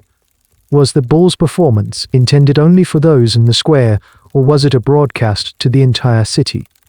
The placement of the bull in the open, central square rather than a secluded execution ground suggests the latter. Phalaris wasn't just punishing an individual, he was communicating with his entire populace. The bull was his radio tower, and its broadcast was a single, repeating message of fear. The potter's son, who is very young, begins to cry. Not a loud cry, but a soft, whimpering sound, as if he is trying to muffle his own fear. His mother pulls him close, stroking his hair, whispering comforting words that sound hollow and unconvincing, even to her own ears. What does this sound do to the psychology of a city? It creates a state of perpetual, low-grade anxiety.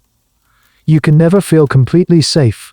At any moment the wind might change, and that terrible, mournful song might drift through your window, a reminder of the beast that lives in the heart of your city. It's a form of auditory terrorism. Finally, as abruptly as it began, the sound stops. The silence that rushes back in to fill the void is deafening. The family sits frozen for another long moment, listening to the normal sounds of the night return, the crickets, the wind in the olive trees. But the sounds are different now. They are overlaid with the memory of what they just heard. The innocence of the night has been shattered. The potter slowly picks up his bread again. No one has any appetite, but they eat. Life must go on. But, as he looks out from his small yard towards the distant city lights, he is no longer just a potter. He is a subject. An inmate in a city-sized prison whose walls are not made of stone, but of sound. The story of the Brazen Bull, like a seed on the wind, does not stay confined to the island of Sicily. Acragas is a wealthy port city, a hub of trade and travel. Its ships sail to Greece, to North Africa, to the distant coasts of Italy and Spain.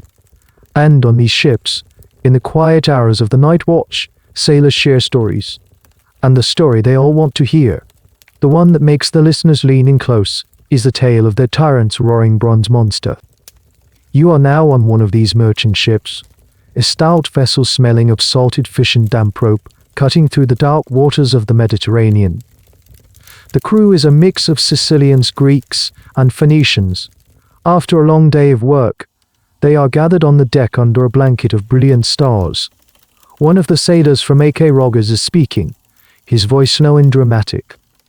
He tells the story of the bull's unveiling, of the proud inventor, Perillos. He describes the sound, imitating it with a low rumble in his chest. His audience is rapt, their faces illuminated by the flickering light of a single oil lamp. They are sailors, men who have seen strange things in distant lands, but the story is different. It is a story of a horror that is not mythical, but man-made. A horror of engineering and acoustics. As the story is told and retold, it begins to change. This is the nature of oral tradition. The tale is polished, exaggerated, and embellished with each telling. The bull grows larger in the imagination. The sound becomes louder, more demonic. The number of victims multiplies. Phalaris is no longer just a cruel tyrant. He becomes a diabolical figure, a man who dines on the suffering of his subjects. The story becomes a sensation. When the ship docks in Athens, the sailors take the tale with them into the taverns. The Athenians, who pride themselves on their democracy and enlightenment, are both horrified and fascinated. The bull is everything their society stands against. The unchecked power of a single ruler, the use of technology for brutal ends, the perversion of art into an instrument of terror, and the fact that the inventor, Perillos, was one of their own adds a layer of shame and intrigue. The story filters up from the docks and into the intellectual circles of the city. Philosophers and poets hear of it. The great poet Pindar, a contemporary of Phalaris, would later write of the tyrant's infamous name being carried everywhere by the story of the Brazen Bull. It becomes a cautionary tale, a political parable used in speeches and essays. It is a perfect example of what happens when a state descends into tyranny. A quirky historical tidbit is how such stories were transmitted. In a world without mass media, the primary conduits for sensational news were merchants, sailors, and traveling poets.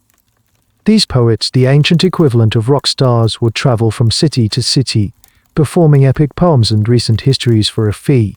A story as dramatic and gruesome as that of the Brazen Bull would have been a guaranteed crowd pleaser, a valuable addition to any poet's repertoire. The story travels east to the wealthy cities of Ionia, and west with traders to the Greek colonies in what is now France. It becomes a piece of popular culture, a shared nightmare across the Greek-speaking world. The Brazen Bull of Acragas is now famous, or rather, infamous. Phalaris wanted a monument that would make his name echo through eternity. In a way, he has succeeded, but not as the glorious builder he imagined. He has become the villain in a horror story told around campfires and in taverns across the sea. The historical debate here concerns the accuracy of these traveling tales. How much of the story that spread across the Mediterranean was fact, and how much was fiction? It's almost certain that the accounts were heavily sensationalized.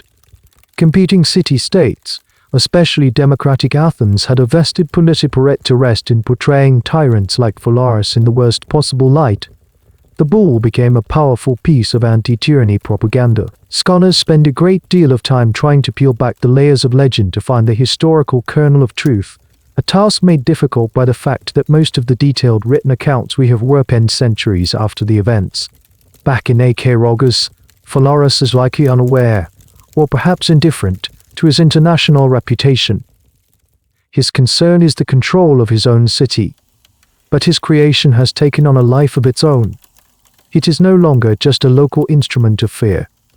It is a legend, a story that has escaped the confines of the city walls and is now roaming free in the minds of people hundreds of miles away. The sailor on the ship finishes his tale. His audience is silent for a long moment, staring out at the dark water. The story has done its work. It has planted a seed of unease. It has made the world feel a little darker, a little less rational. The bull is no longer just a physical object in a square in Sicily. It is now an idea, an echo, a ghost that travels on the sea lanes, a permanent resident in the collective memory of the ancient world. The moon is a sliver of silver in the inky black sky over Acragas. The city is asleep, a collection of dark silent shapes. The bustling marketplace is empty, the stone-paved streets deserted. The only sounds are the chirping of crickets and the gentle sigh of the sea breeze as it moves through the narrow alleyways.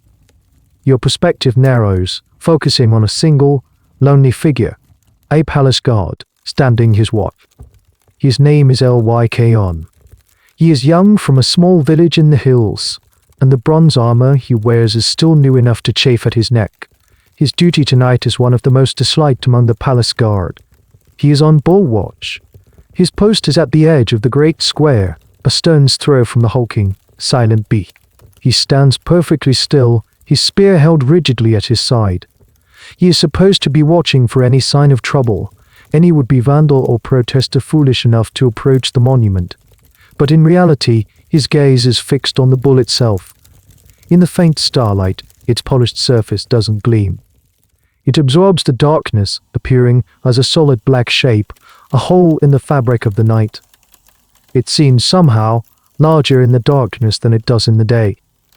The psychological toll on the guards tasked with watching the bull is a detail history doesn't record, but one you can imagine with perfect clarity. These men were the frontline enforcers of the tyrant's power, yet they were also human. They had families, they had fears, and they were tasked with spending long, silent hours in the presence of an object that had become the living embodiment of fear. Lycus has never seen the bull in use. He was not on duty during the demonstration with the Athenian inventor. He has only heard the stories, the same whispers and rumors as everyone else. But sometimes when the wind is just right, he thinks he can hear something. A low hum, a faint resonance coming from the hollow bronze. It's probably just his imagination, the wind playing tricks with the bull's open mouth. Probably. He shifts his weight from one foot to the other, the leather of his sandals creaking softly. The silence of the square is unnerving. It feels like a stage, waiting for the actors to return. He finds his mind wandering. He thinks about the man or men who have been inside that dark metal body. He tries to imagine what it would be like. The darkness, the heat, the sound. He quickly pushes the thought away, a cold knot tightening in his stomach. It is not good to think about such things. A fascinating little detail from military psychology is the concept of object-centered anxiety. Soldiers can develop profound psychological attachments or aversions to specific pieces of equipment or locations that they associate with trauma. For the guards of Acragas, the bull was likely such an object. It wasn't just a part of the city they had to patrol. It was a source of constant, low-level psychological stress, a symbol of the grim reality of the power they serve. He is not alone in his watch. Across the square, another guard stands his post, a similarly still and silent silhouette. They do not speak to each other. It is forbidden. Their job is to watch, and to be a visible sign of the tyrant's authority, even in the dead of night. Suddenly, a stray dog rib showing, slinks into the square, sniffing for scraps. It cautiously approaches the bull's plinth. It circles the great bronze beast once, its nose to the ground. Then it stops. It lifts its head, and for a long moment, it stares at the silent statue. Then, with its tail tucked between its legs, the dog lets out a low, mournful whine and scurries away into the darkness of an alley. The incident is small, meaningless, but it unnerves Lycon. It feels as if the animal sensed something he could not, some lingering aura of pain or malice that clung to the metal. The academic debate that touches upon this is the idea of stigmatized property, places where traumatic events have occurred that are believed to retain a negative atmosphere. While a modern scientific view would dismiss this, the belief has been a powerful force throughout human history. Did the people of Acragas, including the guards, view the bull not just as a tool of the state, but as a cursed or haunted object, a place of profound defilement? It's a compelling thought. The bull was not just an instrument of fear, but an object of deep superstition. The hours pass with agonizing slowness. Lycon marks the time by the movement of the stars across the sky. The moon sets, the darkness deepens. The air grows cool. He thinks of his court in the barracks, of the simple pleasure of sleep. But sleep is hours away. His duty is here, in the silent square, with the silent monster. As the first hint of dawn begins to soften the eastern sky, painting it a soft grey, the bull begins to re-emerge from the darkness. Its shape becomes defined again. The faint light catches the edge of a hole on the curve of its back. It is reborn with the new day, ready to resume its role as the city's watchful, silent terror. Lycon's watch is almost over. Another guard will soon arrive to take his place. He has survived another night on bull watch. But as he walks back to the barracks, the image of the dog, hulking shape is burned into his mind. He knows that even in his sleep, he will see it. The bull is a guard that is never off duty. It stands its watch in the minds of everyone in the city day and night. The fear that Phalaris has so carefully cultivated, the fear embodied by the silent bull, is a powerful anesthetic. It has numbed the city, paralyzed its will, and enforced a brittle kind of order. But an anesthetic, if applied for too long, can become a poison. The constant, oppressive dread begins to have an unintended, paradoxical effect. It starts to burn away the smaller, pettier divisions among the people of Acragas and, in their place, for a new, unspoken bond of shared suffering. You are in a tavern, not far from the city center.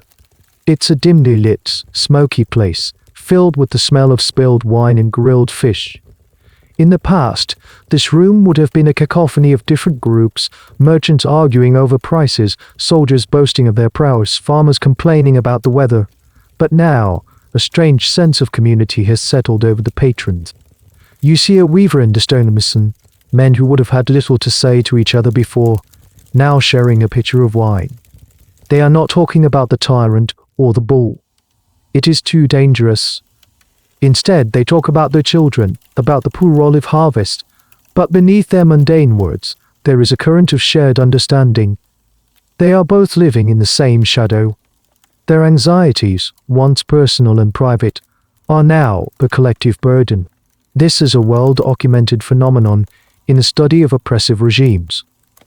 When a single, overwhelming threat is imposed on a population, it can often foster a powerful sense of solidarity, the we're all in this together mentality. The very tool the tyrant uses to divide and control his people can, over time, become the catalyst that unites them. The seeds of this unity are small and subtle at first. A shared glance between two strangers in the market when a palace guard walks by. An anonymous hand that leaves a loaf of bread on the doorstep of a family whose father has been questioned and has not returned. These are tiny, silent acts of rebellion. They are not a plot or a conspiracy. They are the first green shoots of defiance growing in the cracks of a fearful society. One evening, you witness a more significant event. A wealthy nobleman, a man named Telemachus, is in the tavern. He is known to be a cautious man, loyal to Phalaris on the surface. He is drinking alone, his face troubled. A young man, a poet whose art has been stifled by the climate of fear, approaches his table. "My lord Telemachus," the poet says, his voice quiet but clear. "Forgive my intrusion, but I have a verse I have been working on. I wonder if you would hear it." Telemachus looks up wary. Reciting poetry in public can be a dangerous act, but he nods. The poet does not speak of tyrants or bulls. He recites a verse about a harsh winter that freezes the land, but how beneath the frozen ground, the seeds of spring are waiting. He speaks of the inevitable thaw, the return of the sun, and the resilience of life. It is a simple allegorical poem, but everyone in the tavern who hears it understands its true meaning. It is a message of hope, a quiet promise that the current winter of fear will not last forever. When he is finished, there is no applause. That would be too dangerous. But Telemachus looks at the young poet, a new respect in his eyes. He pushes a coin across the table. "For the wine," he says. "But it is for more than the wine. It is a sign of an alliance being formed." The historical debate here is on the specific catalyst for the eventual rebellion against Phalaris.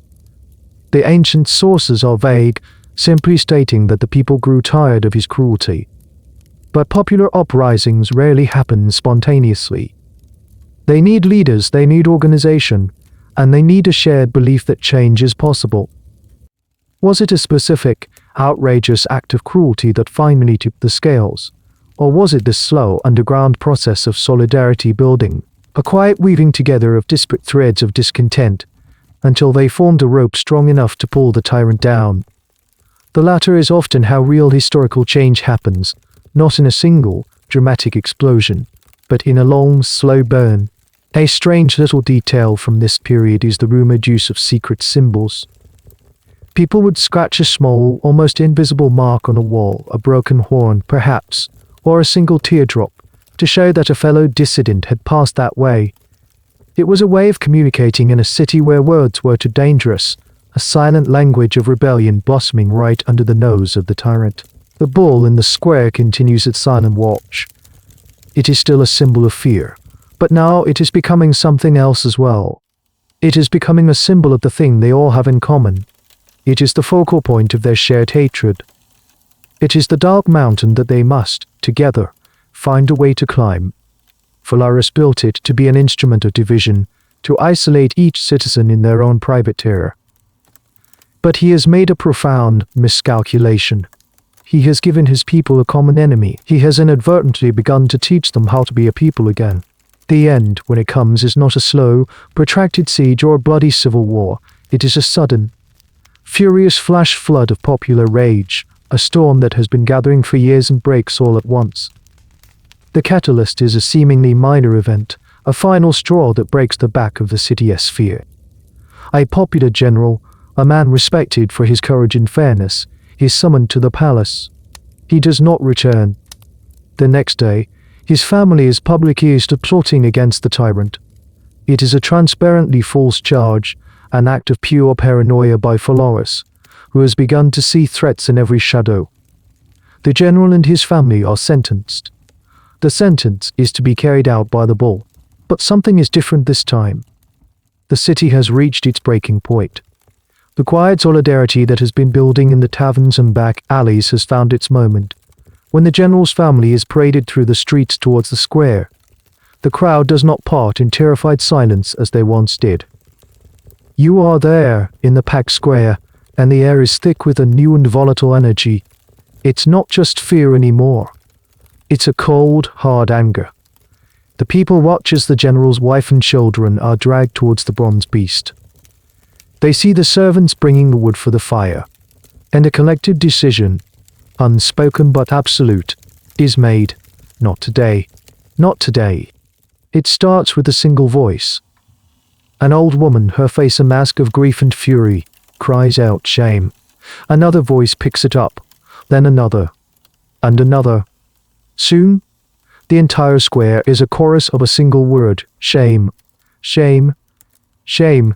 It is a sound the city has not heard in 16 years. It is the sound of the people finding their voice again. The palace guards, who have grown accustomed to a compliant, silent populace, are stunned. They hesitate, looking to their commander for orders. They are outnumbered 100-1. The nobleman Telemucci, the one who listened to the poet's verse, steps out from the crowd. He is not armed, but he holds himself with a newfound authority. Let them go, he shouts, his voice ringing with a conviction that surprises even himself. Acragas will not stand for this. That is the spark. The crowd, which had been a collection of fearful individuals, becomes a single organism, a wave of humanity that surges forward. The guards, seeing the tide turn, break ranks. Some of them, sickened by the regime they have served, throw down their spears and join the crowd. Others simply melt away, wanting no part in the coming storm. The general's family is freed, embraced and spirited away by the protective mob. The servants who were to light the fire abandon their wood and flee. The crowd now turns its attention to the palace. The roar of the people, a sound of righteous fury, is louder and more terrifying than any sound the bull could ever produce. The fall of Phalaris, as described by the historian Perillos, was remarkably swift. It wasn't a military coup, but a popular uprising. This is a crucial point that historians often emphasize. The power of a tyrant, which seems so absolute, is ultimately built on the acquiescence of the governed. Once that acquiescence is withdrawn, the entire structure of power can collapse with shocking speed. Phalaris is caught completely by surprise. He has spent years watching for assassins in his court, for conspiracies among his nobles. He never imagined the threat would come from the ordinary people he had so thoroughly terrorized. He is trapped in his palace as the wave of the rebellion crashes against its gates. A strange but recurring detail in accounts of fallen tyrants is the almost comical speed of their abandonment. The sycophants who praised them, the officials who enforced their edicts, the guards who protected them, they all vanish, suddenly remembering urgent appointments elsewhere or discovering a lifelong passion for democracy. In a matter of hours, Phalaris, the absolute ruler of Acragas, is a man alone, cornered in his own opulent fortress. The palace doors are broken down. The crowd floods into the cool marble halls, their shouts for justice echoing where once there was only the sound of polite courtly music. They find Phalaris not in his throne room, but hiding in a small chamber, his fine robes askew, his face pale with the very fear he had spent his life inflicting on others. There are no trials. There are no trials. There are no speeches. The justice of the mob is swift and brutal. They drag him from the palace, through the streets, and into the main square. They bring him before his own monstrous creation, the silent bronze bull of his reign. The long winter of fear is over. The sun is rising on a new day in Acragas, but the people are not yet finished. They have one final, poetic act to perform. The crowd parts, forming a rough circle in the center of the square. The air crackles with a wild, triumphant energy. In the middle of this human arena's anti-figures, the captured tyrant Phalaris and the silent, impassive bull. The long reign of terror has ended, but the story requires a final, symmetrical act of closure. Phalaris, his face streaked with dirt, his purple robes torn, looks at the bull. It is the first time he has ever seen it from this perspective. Not as a master looking down from his palace window, but as a victim, standing at its foot.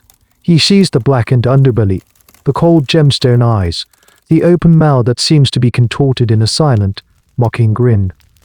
He finally understands the true nature of the fear he created. The bull, a voice from the crowd, screams, "Let him hear his own music." The cry is taken up by 100, then 1,000 throats. The bull, the bull. It is a chant, a verdict, a sentence, all in one. The people of Acragas, so long silenced by this very instrument, now demand that it sing one last time. The nobleman Elamochas, who has become the de facto leader of the uprising, holds up his hands for quiet. He looks at Phalaris, not with hatred, but with a kind of weary disgust.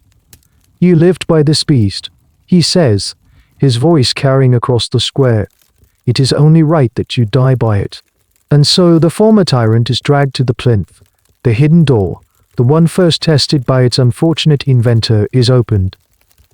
Phalaris, who had watched Perillos being shut inside with cold amusement, now suffers the same fate. He fights, of course, with the desperate strength of a cornered animal. But the hands of the people he oppressed are strong. They force him into the dark, metallic room of his own legacy. The bronze door is slammed shut. Now we must pause and acknowledge that we are standing on the very shaky ground of historical legend. The story of Phalaris being executed in his own brazen bull is one of the most famous and satisfying instances of poetic justice in all of classical antiquity. It is the ending the story demands, but did it actually happen? This is a point of intense and ongoing academic debate. The historian Diodorus Siculus, who provides one of the most detailed accounts, states it as fact.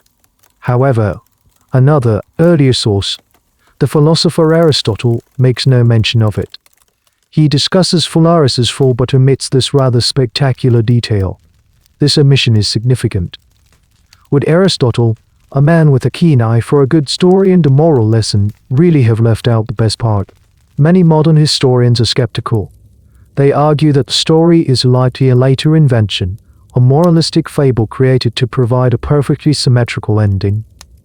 It's a way of symbolically cleansing the city. The instrument of terror is used to destroy its creator, and in doing so, its power neutralized. The death of the tyrant in the bull is not just an execution, it's an exorcism. Whether it happened in reality is almost secondary to its power as a myth. A curious parallel can be found in the fates of many infamous figures throughout history. The stories of their deaths are often embellished to fit a moral narrative. Think of the apocryphal tale of the corrupt Roman official Marcus Crassus having molten gold poured down his throat. These stories persist not because they are necessarily true, but because they feel just. But for tonight in our story, we will allow the legend to be true. We will honor the power of the myth. The citizens of Acragas, the very people who once fled in terror from the bull's song, now eagerly build the fire beneath it. They work with a grim, focused efficiency. They are not just lighting a funeral pyre, they are reclaiming their city, their power, their voices. The first curl of smoke rises, caressing the bronze belly. The flames lick at the metal. The square falls silent, a crowd of thousands waiting with bated breath. And then it begins. The sound that emerges from the bull's mouth is the same, yet different. It is the familiar, terrifying, animalistic bellow. But the people of Acragas no longer hear it with fear.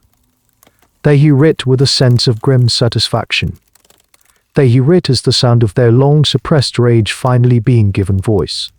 The tyrant's last streams, twisted and transformed by his own diabolical invention, have become the city's anthem of liberation. They listen, not flinching, until the terrible concert is over and the bull finally, and forever, falls silent.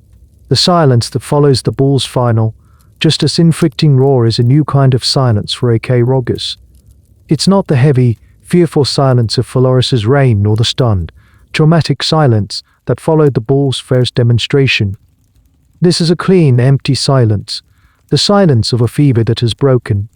The air in the square seems lighter, easier to breathe. The bull now stands as a monument to a closed chapter. Its belly is scorched black, a permanent scar.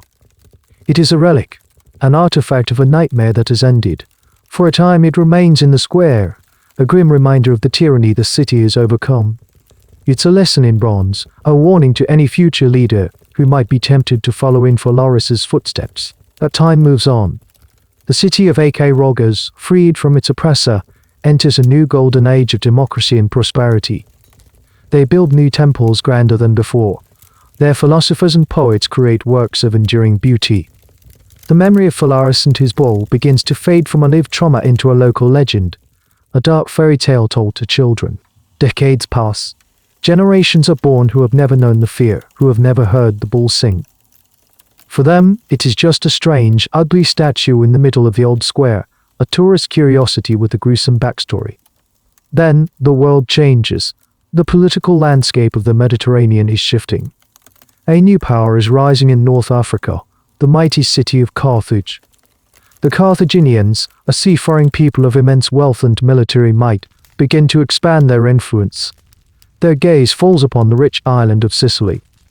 In the year 406 BCE, nearly a century and a half of Phalaris, a massive Carthaginian army under the command of the general Hamilcar lays siege to Acragas.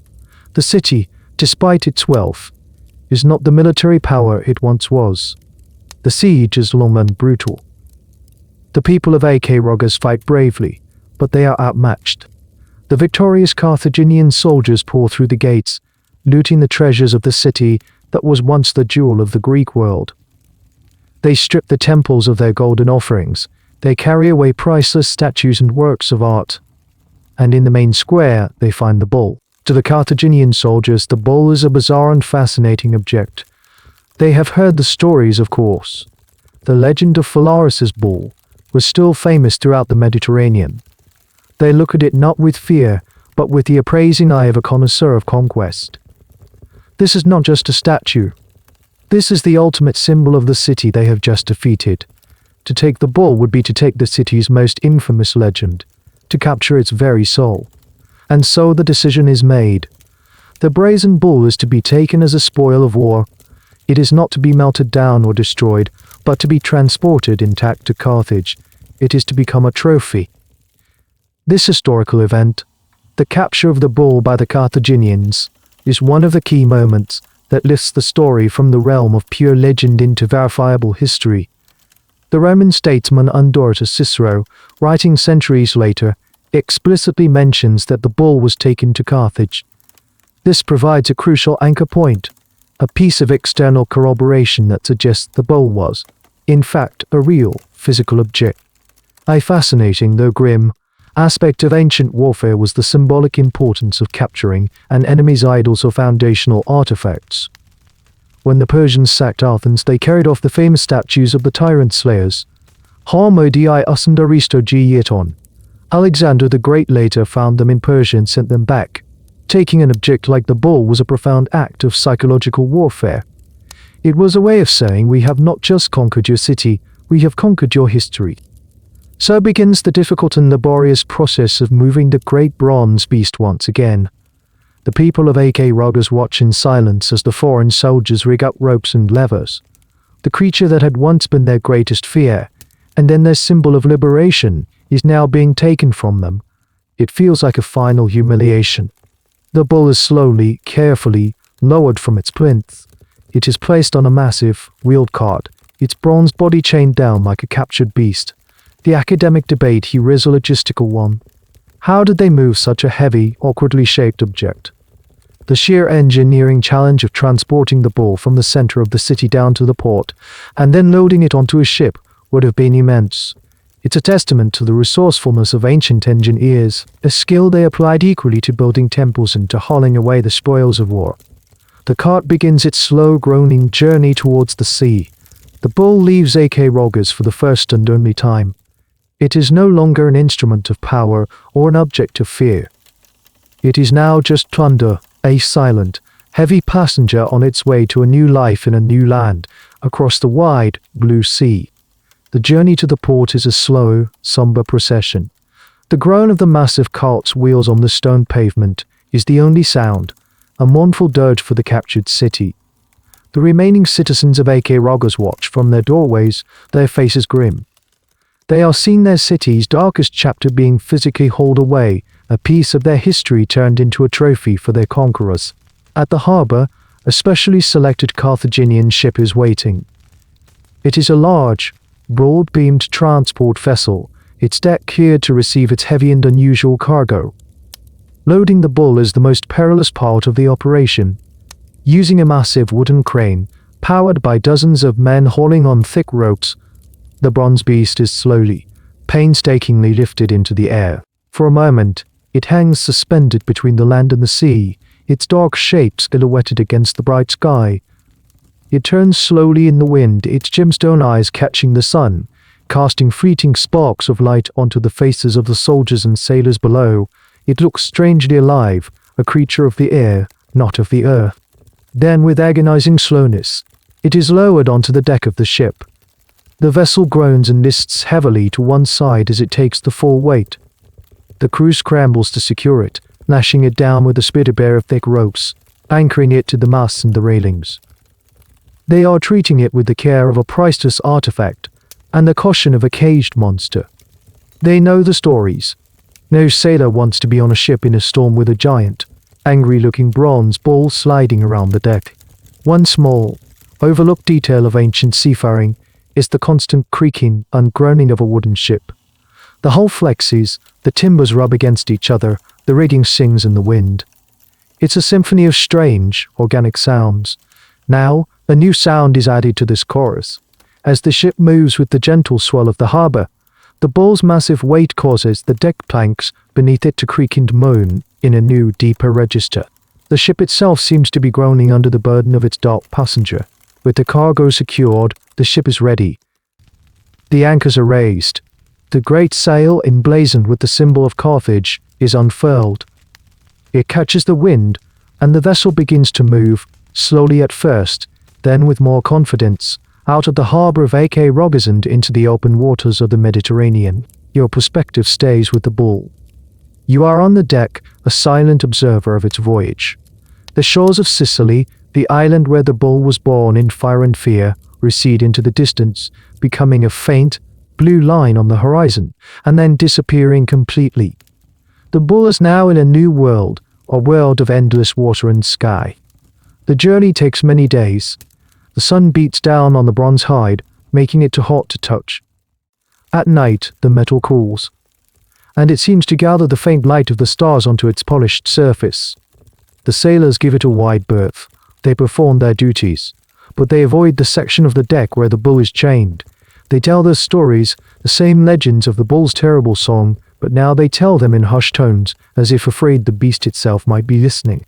The historical debate around this voyage is, of course, purely speculative. No logbooks survive. But maritime historians can make educated guesses.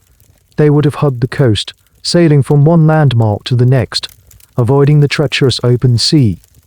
They would have faced the usual perils of ancient sailing, unpredictable weather, the threat of pirates, the simple, grinding reality of a long journey in a cramped and uncomfortable vessel, attacking a Carthaginian merchant ship, and as you board, the first thing you see is a giant, gleaming bronze bull chained to the deck. It would certainly give you pause. One afternoon a storm blows in. The sky turns a bruised purple-grey. The sea, once calm, is whipped into a frenzy of white-capped waves. The ship is tossed about violently. Rain lashes the deck. The sailors fight to control the sail, their shouts lost in the howl of the wind. And in the midst of this chaos, the bull seems to come to life. As the ship pitches and rolls, the ropes that hold the bull strain and creak. The beast's great weight shifts, causing the entire ship to groan in protest. The wind, whistling through the intricate acoustic chambers within the bull's head, creates a low, eerie moan. It is not the bellow of fire and agony, but a new song, a mournful, a tonal music played by the storm itself. The terrified sailors, clinging to the rigging. Look at the moaning. Look at the moaning. Straining creature in their midst and cross themselves, praying to their gods to deliver them from this cursed cargo. But the storm passes. The sea calms. The sun returns. The ship has survived. And a few days later, the lookout cries out, not the green hills of Sicily, but the pale, sun-baked coastline of North Africa. The great city of Carthage is near. The bull's long, strange voyage is almost over. It is about to arrive in its new home. A silent, monstrous immigrant, a refugee from a fallen city. The port of Carthage is one of the wonders of the ancient world. It is a massive, circular harbor, teeming with ships from every corner of the known world. The air is thick with the scent of spices, cedarwood, and the sea. As the ship carrying the bull navigates the busy waterway, it becomes an object of intense curiosity. People gather on the docks, pointing and staring at the bizarre cargo. The news of the fall of Acragas has already arrived, but seeing this legendary piece of its history in the flesh, or in the bronze, is something else entirely. The bull is unloaded with the same painstaking care with which it was brought on board. It is placed on another massive cart and drawn through the wide, clean streets of Carthage. And here you notice a profound difference. In Acragas, the bull was the dark heart of the city, a focal point of power and fear. Here, in this vast, wealthy, and confident metropolis, it is just a curiosity. It is placed in a public square, but not the main one. It's more like a park, a place filled with other trophies and monuments from other conquered lands. There are Egyptian obelisks, Greek statues, strange carved stones from distant tribes. The bull is just one exotic artifact among many, a testament to the long and successful military history of Carthage. The people of Carthage look upon it with a detached fascination. They have heard the gruesome stories, of course, and they are the reason the bull is so famous. But the fear is not personal. It is an abstract horror, a story that happened to other people far away. For them, the bull is not a symbol of their own oppression, but a symbol of their own power. It is a sign that Carthage can defeat even the cruelest of tyrants and carry off their most fearsome instrument. A strange historical detail, mentioned by several Roman authors, is that the Carthaginians, who were often accused by their enemies of practicing human sacrifice, may have seen the bull not as a foreign horror, but as something strangely resonant with their own religious practices. Some scholars have speculated, and this is highly controversial, that the Carthaginians may have even used the bull themselves in their rituals. The idea of a bronze effigy, heated by fire, in which a victim is placed, bears a chilling resemblance to the descriptions of the rites of their god Moloch. It's possible they saw the bull not as a perversion, but as a powerfully familiar object, a sophisticated piece of ritual technology. The bull becomes a tourist attraction. Visitors to the city are taken to see the famous Bull of Phalaris. Parents point it out to their children, retelling the lurid tale of the roaring statue and its inventor. It has been completely stripped of its original power. The terror of an object is not inherent in the object itself. It is a product of its context. In Acragas, the bull was a loaded gun held to the city's head. In Carthage, the gun is in a museum display case, its firing pin removed. It is a conversation piece. You see a group of young Carthaginian nobles laughing and drinking wine, daring each other to climb onto the bull's back for a better view of the city. One of them, emboldened, shimmies up a leg and sits triumphantly between the great bronze horns, raising his wine cup to his cheering friends. It is an act of casual desecration, an act that would have been unthinkable, blasphemous, in the Acragas of Phalaris. The beast has been tamed, domesticated, turned into a piece of public furniture. The academic debate here focuses on the afterlife of objects. What happens to a powerful, symbolic object when it is removed from its original culture? The Brazen Bull provides a fascinating case study. It undergoes a transformation from an active instrument of state terror to a passive symbol of military victory, and finally to a piece of historical curiosity. Its meaning is not fixed. It is fluid, constantly being rewritten by the people who view it. Years pass. The bull stands under the hot African sun, its bronze skin is slowly oxidizing, turning a dull greenish brown. The sea breeze from the port coats it in a thin layer of salt. It is no longer polished. Its gemstone eyes are rumored to have been pried out by thieves long ago. It is becoming a ruin, a slow victim of time and neglect, just like the other forgotten trophies that surround it. Its legend is still told, but it is a story of the distant past. New tyrants have risen and fallen. New and more efficient horrors have been invented. The bull is a relic of a bygone age of cruelty. It is waiting, silently, for the final act of its long and strange story. Centuries drift by like and on the wind. The world of Phalaris and Perillos is now a distant memory, a story in the scrolls of historians. The city of Carthage, once the undisputed master of the Western Mediterranean, has itself entered into a long and brutal conflict with a new, rising power. A city on the Italian peninsula, a city called Rome. This conflict, the Punic Wars, will rage for over 100 years. It is a clash of civilizations, a struggle for the future of the known world. And in the year 146 BCE, the final act of this epic drama unfolds. The Roman general Scipio Aemilianus, after a long and desperate siege, conquers Carthage. But this is not a conquest like the one that befell Acragas. Rome is not interested in trophies. Rome is interested in annihilation. The city of Carthage is systematically destroyed. Its buildings are torn down. Its fields are sown with salt. The Romans are determined to wipe their great rival from the face of the earth, to erase its very memory from history. The destruction is methodical, absolute, and terrifyingly efficient.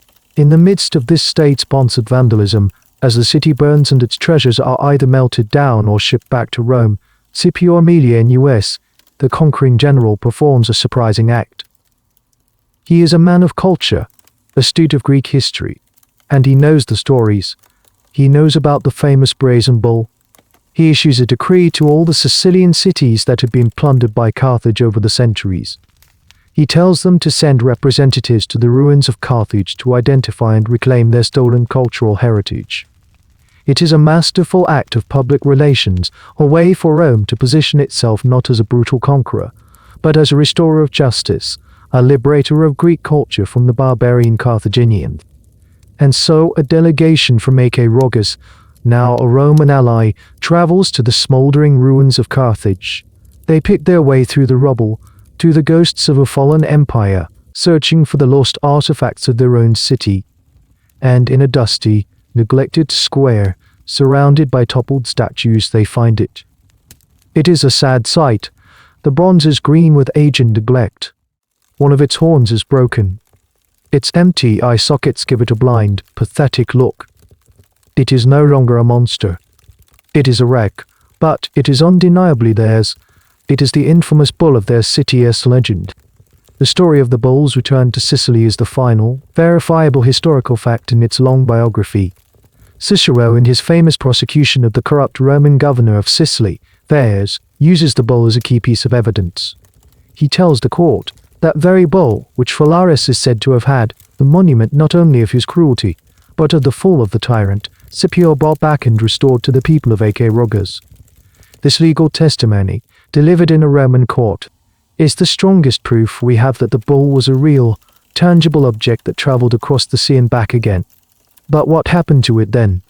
This is where the historical trail grows cold, and the bull vanishes into the fog of time. It was returned to Acragas, now called Agrigentum by the Romans. It was likely put back on display, a symbol now not just of tyranny overcome, but of Roman justice. It had acquired yet another layer of meaning. But it was an object made of bronze, a massive quantity of a valuable, recyclable metal.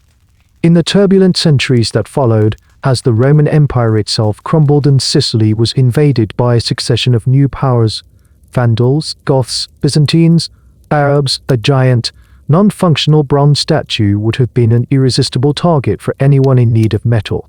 There are no historical records of its destruction. No one wrote down, "Today we melted down the famous bull of Phalaris to make cannons," or to mint coins. It simply disappears from the historical record. The most mundane explanation is that it was eventually broken up and melted down. Its bronze, once shaped into a form of terror, was probably recycled into something practical and forgotten. A cooking pot, a farmer's tool. The monster was dissolved back into the stream of everyday human life. The great academic debate here is simply, where did it go?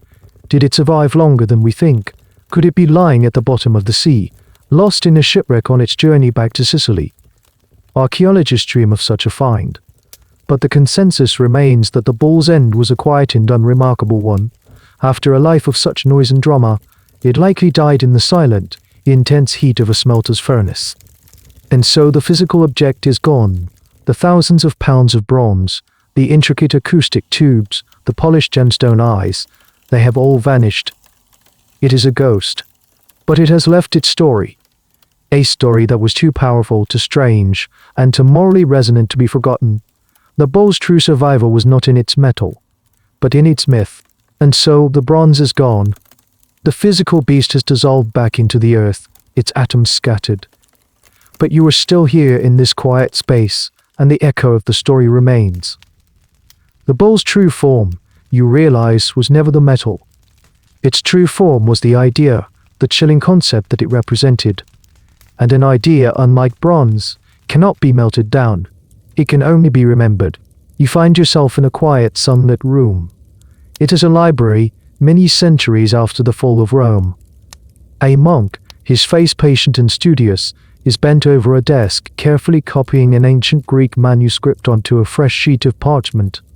The text he is copying is the story of Phalaris and his bull. With each stroke of his quill, he is ensuring that the memory of the beast survives another generation.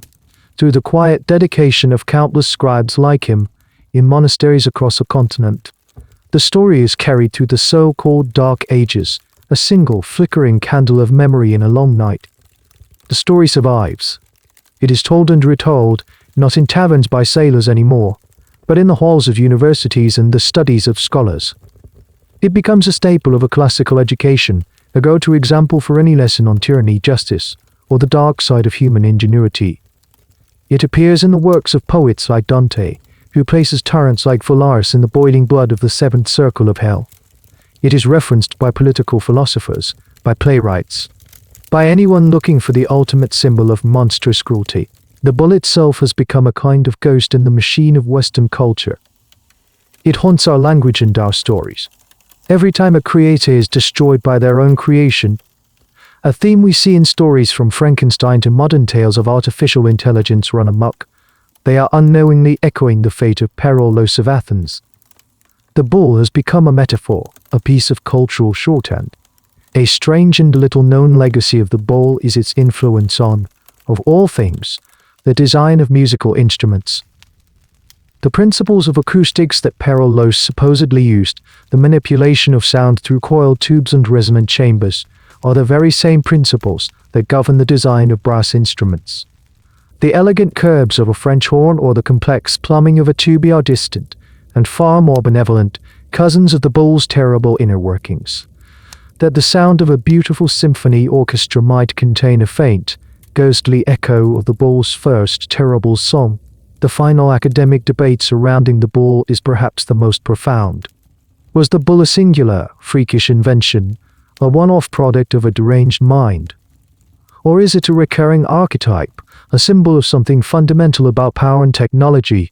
Historians and sociologists argue that every age has its own brazen bull, a technological innovation that is initially praised for its genius, that is then used to inflict suffering on a grand scale. They point to the elegantly engineered efficiency of the gas chambers, the complex physics of the atomic bomb, the algorithmic precision of modern surveillance states. The pattern is always the same. Human ingenuity, untethered from morality, gives birth to a beautiful and terrible monster. The story of the Brazen Bull, then, is not just a story about the distant past. It's a story about a dark potential that lies dormant within all human societies. It's a cautionary tale that never gets old because the themes it explores are timeless. The allure of absolute power, the moral responsibility of the inventor, the terrifying ease with which people can become accustomed to cruelty, these are not problems that belong to the ancient Greeks. You leave the monk in his library. Your journey through this long and dark story is coming to an end. You have seen the bull conceived in a brilliant, twisted mind. You have seen it forged in fire, given a voice of transformed agony, and used as an instrument of perfect fear. You have watched it become a legend, a trophy, a ruin, and finally a ghost. The physical bull is gone, lost to the smelters and the soil. But its echo is everywhere. It is in our stories, in our language, in our darkest historical memories. The beast is dead, but its bellow, it seems, goes on forever. It is a permanent whisper in the ear of humanity, a reminder of the terrible things we are capable of creating, and a testament to the enduring power of a story to keep that memory alive. And so the final echo of the bull's song fades away into the deep and gentle quiet of your room. The story is over. The fire beneath the bronze has long since gone out. The city of Acragas is now just sleeping stone under a canopy of silent stars. The names of Phalaris and Perillos are just whispers, carried on a soft and distant breeze. There is nothing left to hear, only the peaceful, empty space that the story leaves behind, as if a heavy weight has been gently lifted. The journey was dark, but it is finished now, and you have arrived safely on the shores of this quiet moment. All that history, all that noise can now dissolve, like salt in water, leaving only a calm and clear stillness. The story has done its work, and now it recedes, growing smaller and smaller, until it is just a tiny, fading glint in the vast, peaceful darkness of your resting mind. There is only the feeling of your comfortable bed, the gentle weight of your blanket, and the soft, easy rhythm of your own breathing, each breath a quiet wave, washing you further and further away from the waking world into a place of deep and effortless rest. The bull sleeps now, and so can you. The tale is told. If your mind is still wandering, let it wander to another of my channel's peaceful corners. Good night, and may you find rest.